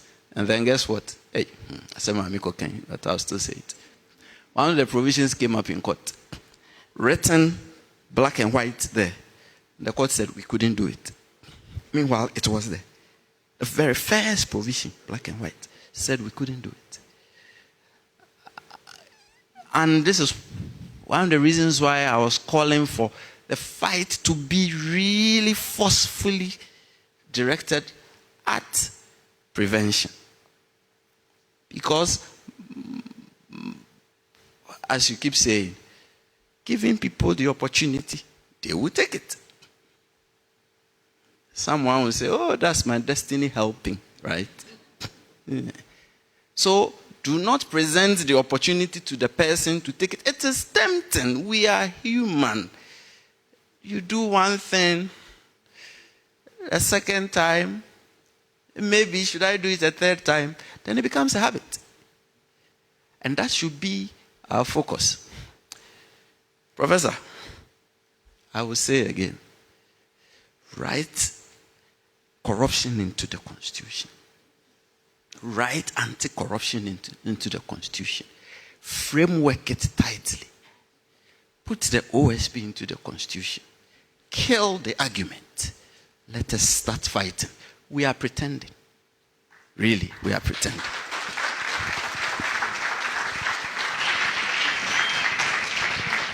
Thank you so much, SP. The president appointed the committee and its chairman. The SP is giving it a new mandate. I want to see that mandate. I want to see a usurpation of the powers of the president being executed by the SP. It could be ground for removal. You never know. But it's great. I think we get a sense and we get a picture that he has painted. It's a very sad one. But let's pray that it gets well and it gets better. Thank you so much, SP. It's been really an insightful night, and we can have more of it. We wish we can bring you every year, but we know it will be difficult to get to you. But thank you so much. We appreciate it. I think our speakers tonight deserve a round of applause, and I think we should do that for them. So, like I said, this is an event organized by One Ghana Movement with support from the UPSA Law School. So to give us the closing remarks, I'm going to invite from the UPSA the head of Department of Public Law at UPSA Law School, Albert Kwashigan, to do that. Yes, thank you so much.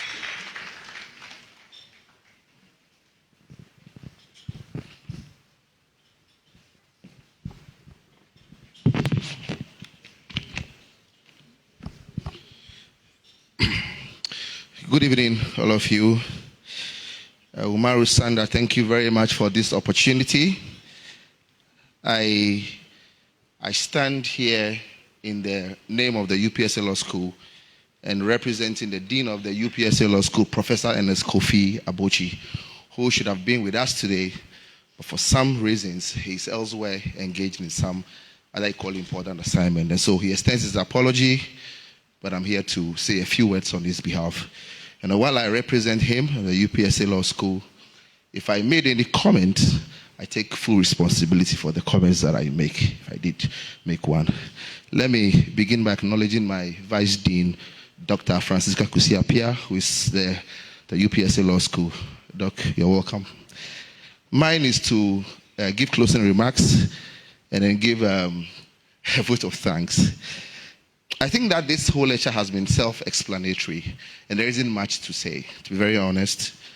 If my former lecturer has spoken, who am I to come and try to rehash what he has said? The OSP taught me at the University of Ghana Law Faculty, probably like 18 or so years ago. He taught me international humanitarian law.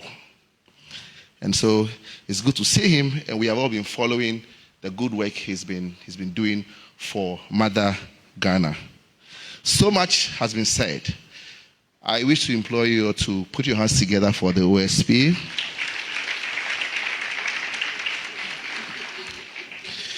Let me also say a very big thank you to Professor H. Kwesi Prempeh, who I know is currently involved in a very big national assignment, the Constitution Review Committee work. Wish you all the best. Now let me say a very big thank you to One Ghana Movement for making it possible to have these Constitution Day lectures the last 4 or 5 years. So the team from One Ghana, Sam Salari Anine, my good friend Senyo Hosi, and Umaru Sanda, your team, we are indeed grateful that you partner very well with the UPSA Law School to create such an important platform to receive views from across the country. I think it's been very wonderful. Very powerful views have been expressed. One thing that jumps to me is that the attitude towards corruption is that we want to fight corruption, but we don't want to fight corruption. I mean, these days, I get extremely worried when I visit little places to get things done for me. For instance, I go to the washing bay, and then those who wash the car get exceedingly excited. And then I ask myself, I mean, this excitement, is it the usual display of the Ghanaian hospitality, or he's expecting something from me? So I get extremely suspicious. So usually when I see that, what I do is that I try to find somebody else who has not shown so much interest in me. Because the next time he's done, he's going to ask me, the company takes this, but you should also add this amount of money. And I've never really understood it. Sometimes they tell you how much you should add to it.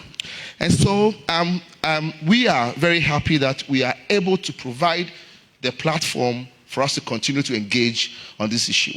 It's not going to be an easy fight, but I believe that with self-introspection, looking at our own selves, and with using our institutions to block the opportunities for corruption, I believe that we can get somewhere. So on this note, I'd like to say a very big thank you to all of you for coming to grace this occasion. The Dean extends his warmest regards to all of you. Thank you for coming. Enjoy this evening. Thank you. Thank you so much, Albert Kwashiga, my senior at CTFM. And thank you all for being a wonderful audience tonight. It's been great coming your way. A few announcements before we leave.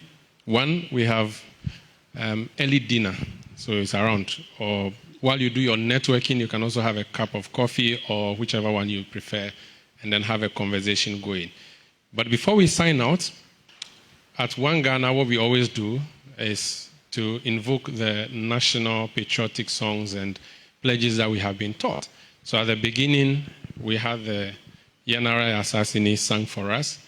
In closing, we're going to do the national pledge. So if you could kindly be on our feet so that we do the national pledge. And I'm going to lead you in that. Don't worry, I wrote it down. I know we will not remember it, so I wrote it down. So if I'm reading, don't think I'm in Shabrambia. So I think we usually put our hand on our chest. So I promise on my honor to be faithful and loyal to Ghana, my motherland. I pledge myself to the service of Ghana with all my strength and with all my heart. I promise to hold in high esteem our heritage won for us through the blood and toil of our fathers. And I pledge myself in all things to uphold and defend the good name of Ghana. So help me God. Thank you so much. It's been great coming your way. This is Umaru Sandamadu signing out with you from the Alisa Hotel.